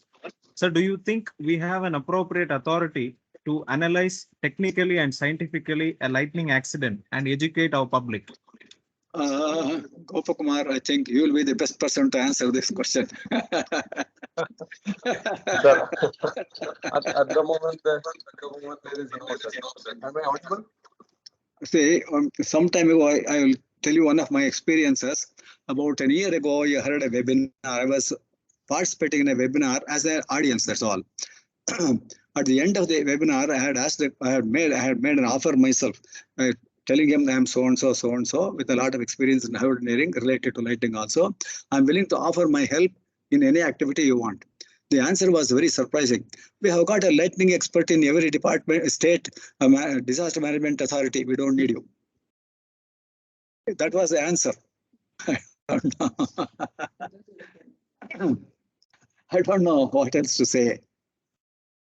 Unfortunately, the number of people who are working directly in lighting related areas are very few in our country. I have been involved in lighting activity from 1965. When I joined as a faculty of the Department of High Voltage Engineering Indian Science, I was put in charge of the lighting research laboratory, lighting research for power systems. From that time, my contact with lighting has started. I'm still continuing because I'm still conducting experiments in the lighting test facility on checking the safety or vulnerability of the aircraft components from lightning, direct lighting. In fact, I thought we'll present it in the next webinar. Our lighting test facility can generate the worst lightning on Earth from the current point of view. As I told you, what is only the driving force? The current is that does the damage. So current is the more critical point. We can generate worse than the worst lightning anywhere in the world. But of course, it depends also on the dimensions of the object under test. We have generated right up to 250, 260 kiloamperes in the laboratory, meeting the standards of concerned MIL standards, I should say. MILs, that's right, military standards of USA. All right, sir. Vignesh, am I audible? Yeah. Yes, sir, you're audible. Okay.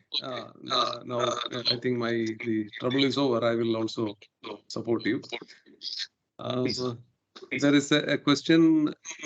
The next question I will read. One moment. Why lighting is more during pre-monsoon than during monsoon?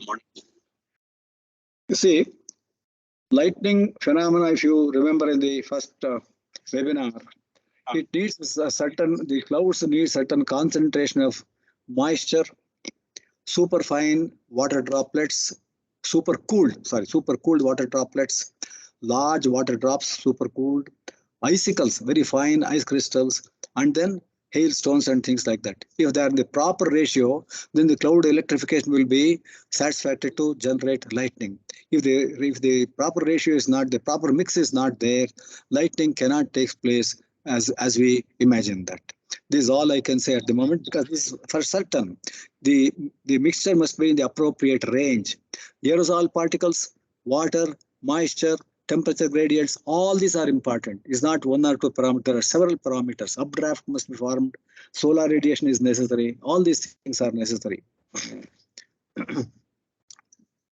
Yeah, sir, the next question. If couching down position is not recommended, then we have to run from an open field to indoor, listening thunder, but it will be more dangerous as due to step potential, we may be electrocuted.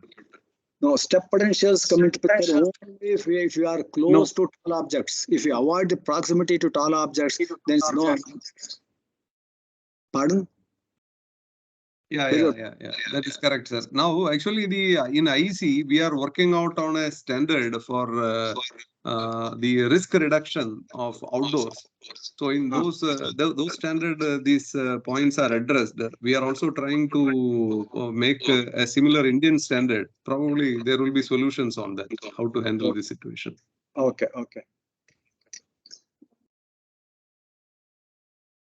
Sir, please clarify lightning protection in the aircraft. Okay. You see, lightning cannot be avoided. This is true anywhere. When in the aircraft, the nose cone has got a 70% probability of lightning hitting, and then another 20% to the wing tips, only other 10% to the fin tip. Now, once we know the path, what we have to do is the lightning hits the aircraft. If you remember, I have shown one aircraft being hit by lightning in the webinar towards the end figure. It hits one of these points typically, the current flows and exits through some other suitable point.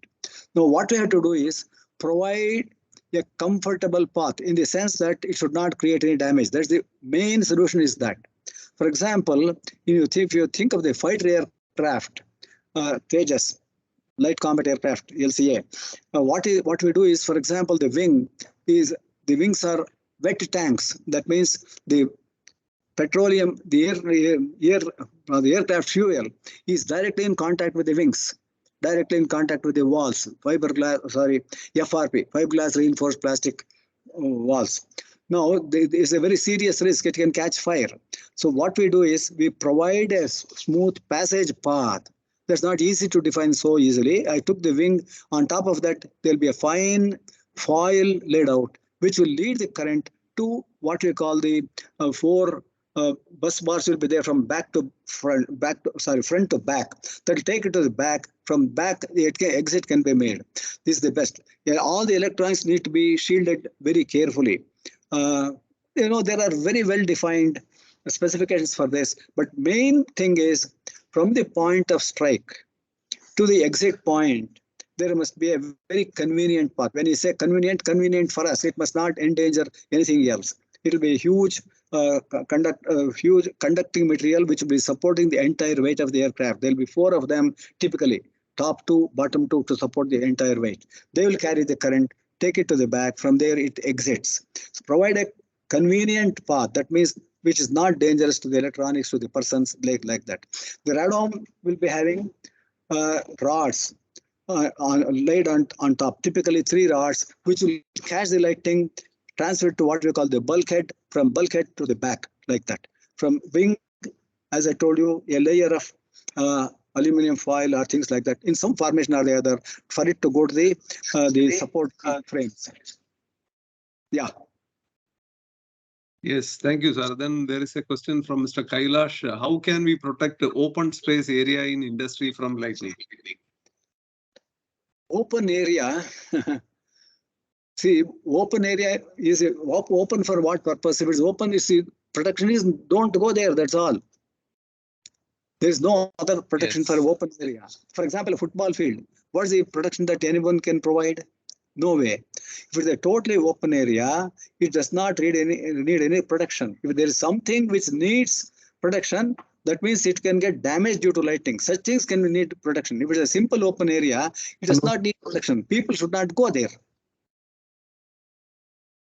Sir, I have okay. So the mantra is when thunder roars, go indoors. Yeah, absolutely. So we are not supposed to be outside. That's right. Sir, I have a question. Yeah, yes, please. Sir, in distribution transformer. Sir, can you introduce yourself, please? So myself, Mr. Gravel. Hello. Not. Yes, please. Am I audible, sir?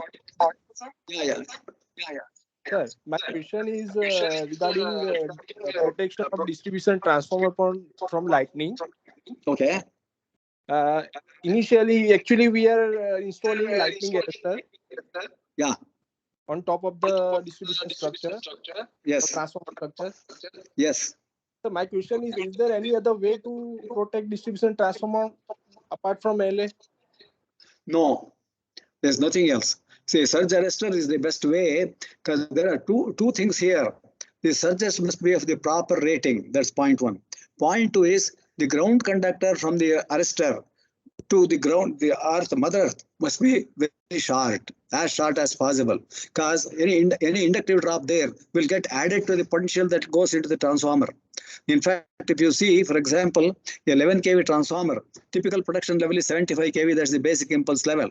Whereas if you take a 9 kV arrestor, which is commonly used, its residual voltage is only 36 kV. Why is it 75 kV? Why this huge margin? It's because they have to take care of the potential drop in the inductive lead. It should not be more than about a few meters, 3-4 meters. If it's more than that, the transformer is in danger. Arrestors are essential. Absolutely no doubt about it. Thank you, sir. Thank you. Sir, I would like to add here, there is a big issue, or there is a big confusion going on in the market, especially the surge arresters used for high voltage application. 11 kV transformer, for example, in some cases, the earth wire lead length is 25-30 meters if there are indoor transformers. 25-30 meters. Yes, sir. Yes, sir. Then, sir, let me complete the question, sir. Similarly, for outdoor transformers on pole mounted, the surge arrestor earth wire lead length is, there are cases it is 10 to 15 meters and it goes to a separate earth pit and then it is interconnected. The problem is there is a regulation 74 from the CEA. It says the lightning arrestor earth lead has to be routed separately and which there is a big confusion. How to handle this, sir? See, there's a lot of ambiguity here. First thing is, I'll answer your first question first. The ground lead must be as short as possible. In my view, should never be more than about 5 meters. As I told you, the basic impulse level of a 11 kV transformer is 75 kV. Earlier, it used to be 90 plus. Now it's 75 kV. Now, if you take a surge arrestor, typically 9 kV rating is used for 11 kV transformers. Its residual voltage limit is 36 kV. Now, this margin is typically, if you take the values, actual values should be about 32 kV, 33 kV. So it's more than double. That difference is taken care is to take care of the inductive drops in the ground leads. If the ground leads are larger than about 5 meters, they normally allow about 5 kV per meter. Suppose the earth lead is about 5 meters long. This drop is expected to be not more than 25 kV. So 32 plus 25 is 67. So it's still lower than 75 kV, supposed to be safe.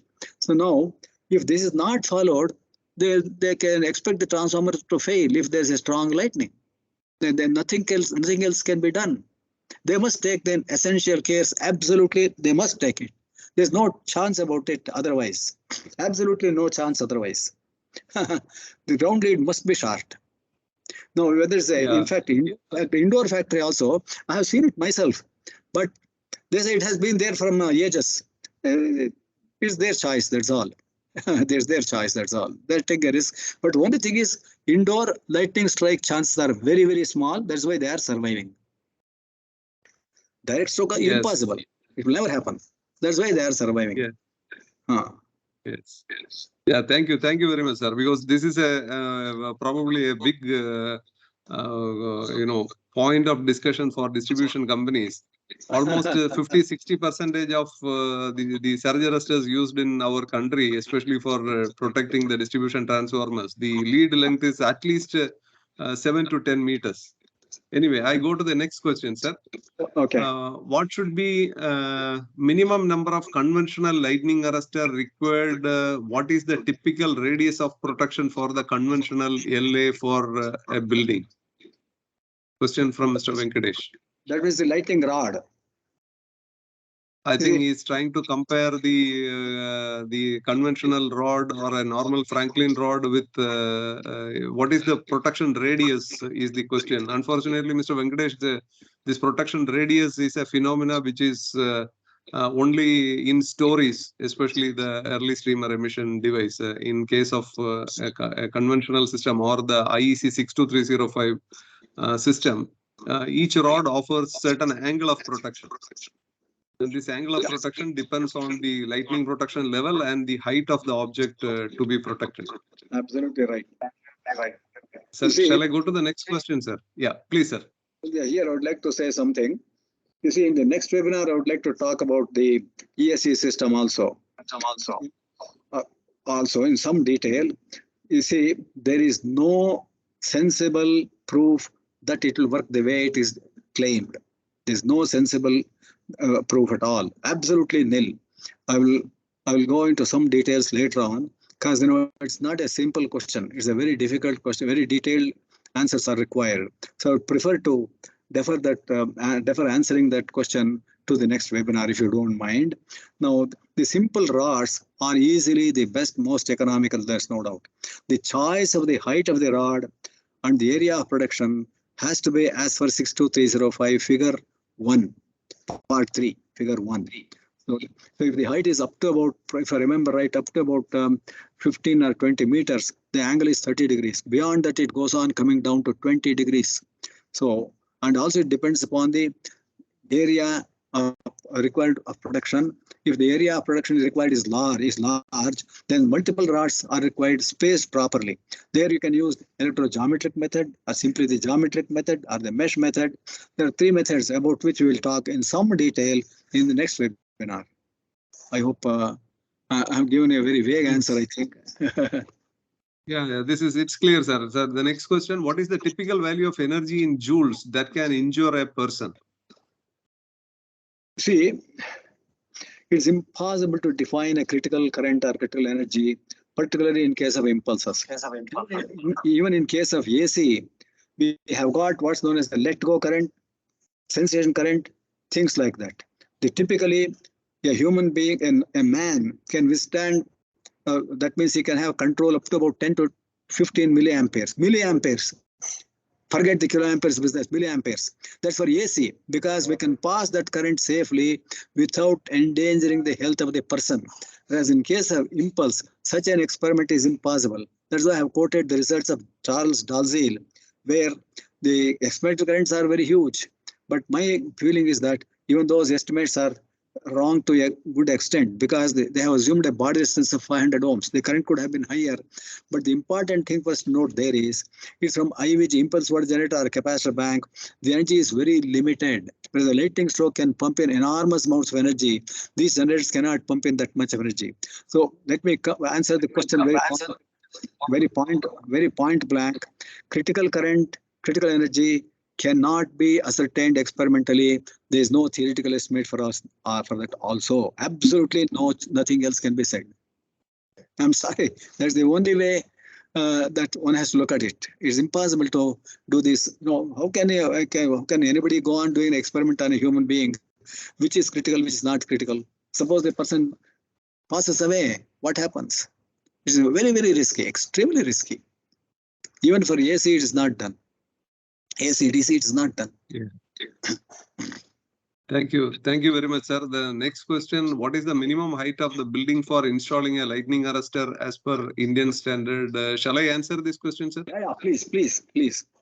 So there is Mr. Parag Chaturvedi. There is no minimum height as far as the standard is concerned, but the regulation says more than 15 meters, every building should have lightning protection. But it all depends on the criticality of your building. If you have a house or if you have a building which contains a lot of expensive installations, and if it is in a hillside or if it is on the top of a hill, of course you need to have a lightning protection. It all depends on the situation. The best way is to make a small risk assessment and find out whether your building need protection or not. So, sir, the next question is it right way to do risk analysis for lightning protection for small buildings with the 4 meter height? I hope this is also answered in the previous answer. So does the lightning stroke more severe in open field area or dense tree area? There is no such demarcation. In fact, in one of the photos, I showed a lightning strike occurring to a open area, 30 feet wide trench it has formed, 30 feet diameter trench. The soil has been thrown away for hundreds of meters. There's an open area stroke. If it happens, the same thing can happen to the trees. There is no distinction like that. Lightning does not distinguish. The only thing is it preferentially is attracted to a tallest object in that area. It's preferentially, not always. If the current is lower, it comes to a lower object. If the current is higher, it strikes a taller object, which we'll discuss in the rolling sphere technique in our next webinar. Thank you, sir. Thanks for the answer. The next question is behavior of electromagnetic field during lightning. This is known as the LEMP, lightning electromagnetic impulse. What's its behavior? The mu naught I upon 2 pi r. That's the magnetic field. Instead of epsilon naught, we get mu naught in the numerator. Essentially, that's what the magnetic field is. It follows exactly the current pattern. Magnetic field follows. LEMP is important to electronic systems within buildings. Now, EMP or electromagnetic pulse, nuclear EMP for outside electronics also, but electromagnetic EMP, I will not be able to say anything much more than this. It's definitely a risk to aircraft electronics because aircrafts can be hit by lightning. I'm sorry, I'm unable to say anything. Thank you, sir. Thank you, sir. Actually, we have done a webinar during December last year. It's on electromagnetic pulse, where we discussed. The class was taken by Dr. DC Pandey. This video is available in our website. If you can look at the video, you will get the answer. Oh, surely. Pandey is a very experienced man in that area. Yes, sir. There, not only lightning, we discussed also about the EMP, HEMP. Incidentally, definitely Pandey is a very experienced man in this area. For LRD, I built up the EMP facility, nuclear EMP facility for testing. With the rise time of the order of 3 nanoseconds, not microseconds, 3 nanoseconds. Tail time of the order about 20 nanoseconds. All nanoseconds. EMP is very, very fast pulse. I built that area, built that facility there. Thank you, sir. Thank you, sir. Thank you, sir. Actually, we have two gentlemen who has raised their hand, Mr. Ambarisha and Mr. Subramaniam. Mr. Subramaniam or Mr. Ambarisha, if you have any question, you can ask to Professor Nagabhushana. I will also go to the next question. What are the protective measures need to be taken to avoid thunder and lightning strike in industry handling huge volume of flammable chemicals? Kindly share your suggestion. See, again, this comes into the area of the next webinar. It has to be an isolated protection system. Separate bowls, catenaries, ring earth system, these are required. I'll be discussing that in some details in the next webinar. Yeah. Thank you, sir. Then informative webinar series on lightning protection. Okay, a lot of people are saying thanks. Then any latest technology available in the market to prevent the petrochemical industry from lightning and thunder accident? If so, please share your recommendation. Mr. Vinod Babu, this will be discussed the next week. The next question. Any information regarding total energy of lightning discharge and how it is discharging in earth and what are the effects on earth? Total energy will be in megajoules because the current can vary from about 2-3 kiloamperes right up to 200-250 kiloamperes almost. The energy is directly related to I squared RT. The wave shape can be very different depending upon the path length, in the air itself, within the cloud, with the air and within the soil. How much did it flow? Because as I told you, the cloud extension can extend right up to several tens of kilometers. And the positive charge induced on the earth is also of similar breadth. Therefore, the current is expected to flow all along and then neutralize all the positive induced charges. negative charges come in. Therefore, the positive charges must be neutralized. So the current density goes on changing. Pardon? Pardon? Yeah, thank you, sir. Thank you, sir. No, nothing, sir. Some echo from some other place. Okay. So, sir, the next question. Again, it is related to the next week's program. Lightning arrestor earth strip to existing earth strip can be connected or not. Of course, this is the question for the next webinar. Mr. Venkatesh, please attend the next webinar, which is on the coming Sunday, again on the same time. The next question, any guideline for lightning protection in open area equipment that is non-building? What is the minimum height of structure or equipment which we need lightning protection of equipment? Mr. Sumit, as Professor already explained, it is better to go indoors during lightning time. It is you are not supposed to be outside, because then it will be a big problem. So somebody is asking about the video recording. Gentlemen, we have a website, VIDYUT There you can go to the blog. In the blog, all the videos of our programs are uploaded. So there is one blog for about these 4 programs. In the program, you will be able to find out all the videos. The last week presentation video is already in the blog. You please have a look at that. Also, a lot of thanks to you, sir. My God, thank you very much for the patient hearing. I appreciate it really very much. Yes, another question from Mr. James Kuti about the inductive voltage addition. Will it be applicable to vertical rod provided for lightning protection so that the down conductor from the rod should go separately to earth without interlinking the electrical earth conductor? This need to apply for solar PV installation, so we can interlink then in ground only. I think this is not a question. I think he's trying to answer the previous question. I think this part definitely it will be covered in the upcoming seminar. Yeah, that's right. That's right. So one Mr. I can't read the name. Mr. HS is asking. It will be a pleasure to hear from Professor Dr. Nagabhushana on an exclusive webinar on aircraft lightning protection. Please organize if possible. Let me see. Gentlemen, we have 2 more programs. Probably, before talking, some small preparations are required. Probably, Professor will cover it up in the next one of the webinar. It will need a lot of. Yeah, sir, somebody, Mr. Bansal, is Regulation 74 of CA Safety Regulation 2010 has some flaws. Shall I answer this, sir?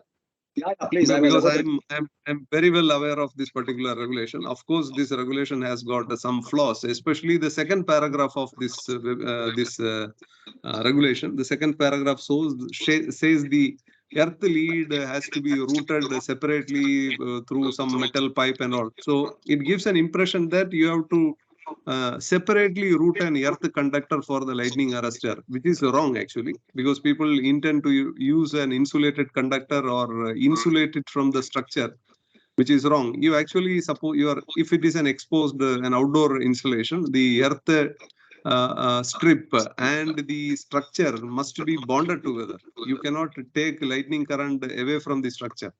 So if you bond it together, of course, the lead length becomes minimum and the protection will be maximum. So there, the second part is the problem. We have myself and Mr. Appavu, the retired Chief Electrical Inspector from Tamil Nadu. We have written I think 2-3 times regarding this. Of course, I think this will be taken care in the upcoming change. So, sir, Mr. Srinivas, if the critical energy cannot be calculated, how pulse amplitude and duration is designed in case of solar power fencing? You see, this is a very difficult question to answer. The critical energy cannot be determined at all. It is not, can it be or can it not be? It's not like that. It cannot be done because, as I told you, it's a very risky proposition and it's not wise to do that. That's point 1. Point 2, I'm not aware of what is it you mean by a duration in the solar power fencing. Fencing has to be properly bonded to ground. Properly bonded to ground, and ring earth must be used so that the potentials are equalizing bonding. That's what equipotential bonding is essential. That's a very important thing. That's what best I can say at the moment, because I'm not aware of anything else in this regard. I'm sorry. Yeah.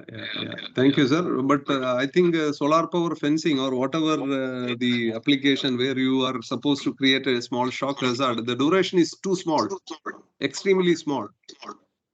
So as a result, the energy is very minimum. Very small. Yes, because last week I was reading some of the documents for some of the government of ministry, where they are making this shock for people. You know, the policeman carries something to create a shock.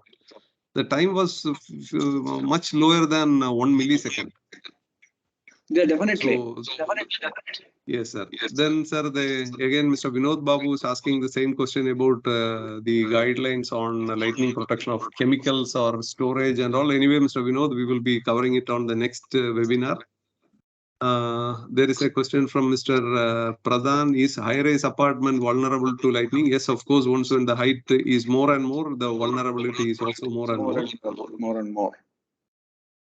Mr. Rupam, is there any mechanism to divert possible leader entering within protection radius through artificially generated streamer from earth? Not to my knowledge, because what we can provide is a lightning rod or a ground a pole, which has to be barricaded properly. If there is a tall pole around the building, several tall poles around the building, properly connected with the ring earth and then barricaded so that nobody comes into contact with the pole or the ground current area, proximity area, then only it is safe. Then only it is safe. There is no doubt about it. Then in fact, I'm reminded of what we have designed for the ISRO Sriharikota launch pad system. There are 4 towers which are much taller than the launch pad, the launch vehicle.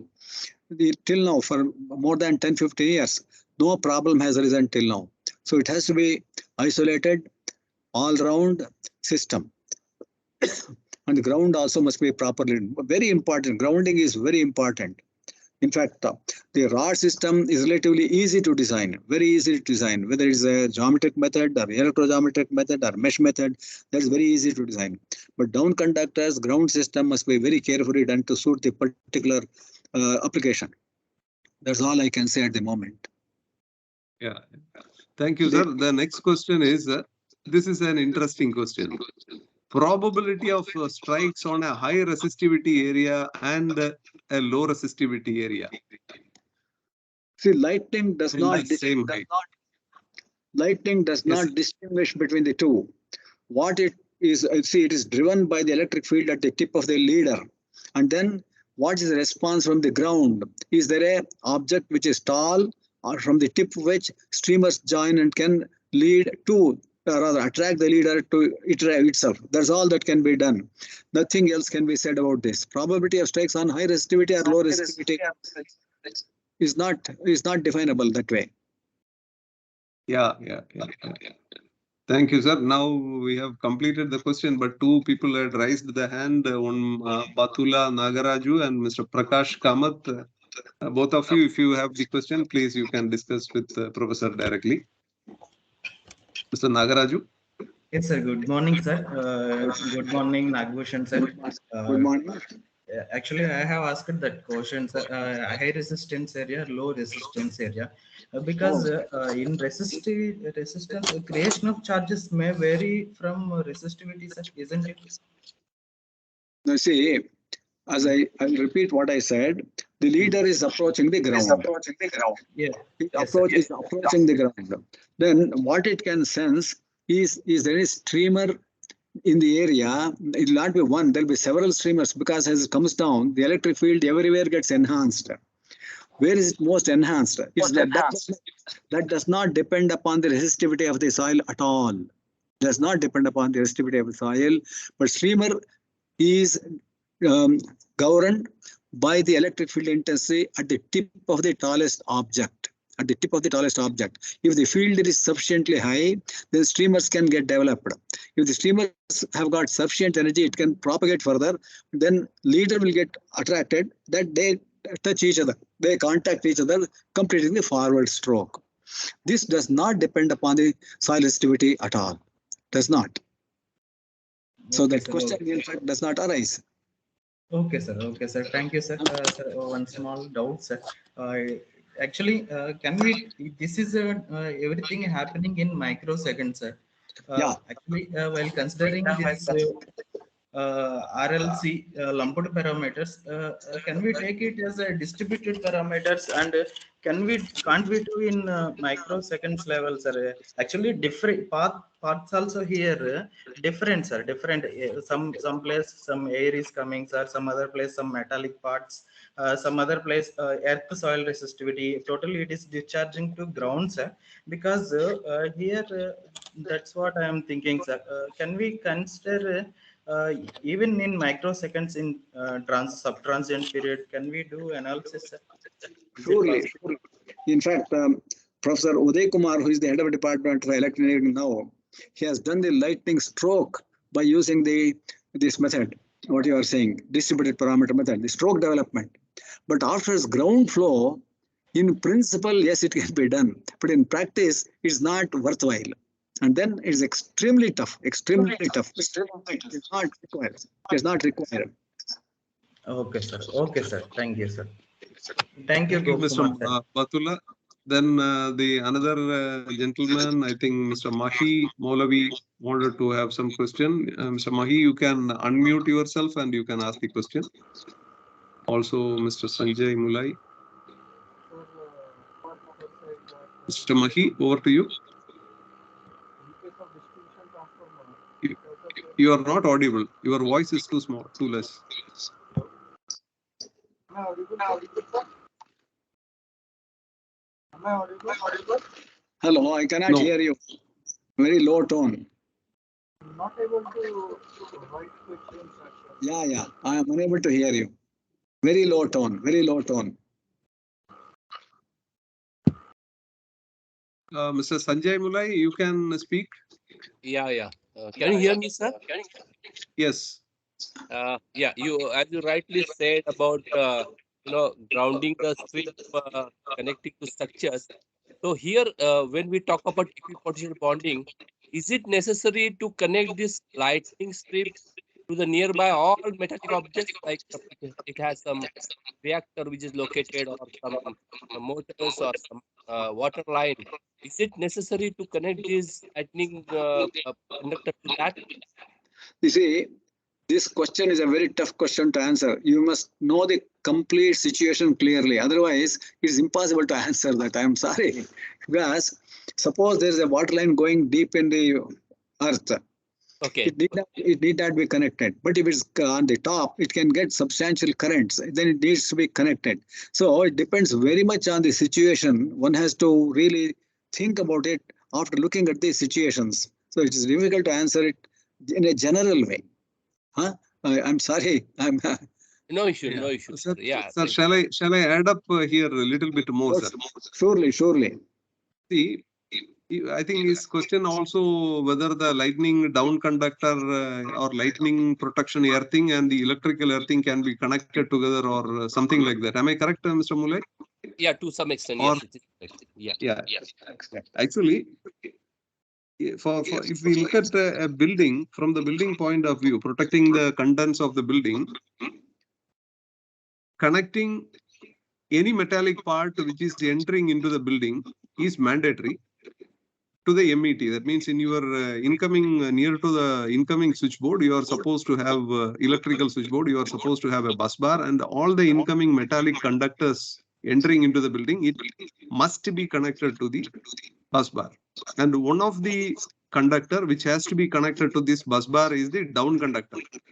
Not from the earth electrode, but the down conductor, nearest down conductor directly must be connected to this bus bar. Now, once when you connect it, you also should not forget to install SPDs, devices called as SPDs, surge protective device in your power line. So this connection plus the SPDs will offer a perfect protection for your electronic system, electrical system. I hope it's clear. And that main arcing terminal, one is goes to the grounding pit, correct? Of course, yes. Yeah, okay. Thank you. Thank you. So, sir, today almost all the questions are over, and whoever wanted to speak also had finished. So I think it is time to pack up today's program. Let me express my gratefulness to all the participants and of course to VIDYUT SURAKSHIT Abhiyan and Mr. Gopakumar in particular. Let me thank you once again for your wonderful participation. In fact, what I like most is the discussion session. That's the most important for me because that helps me to think and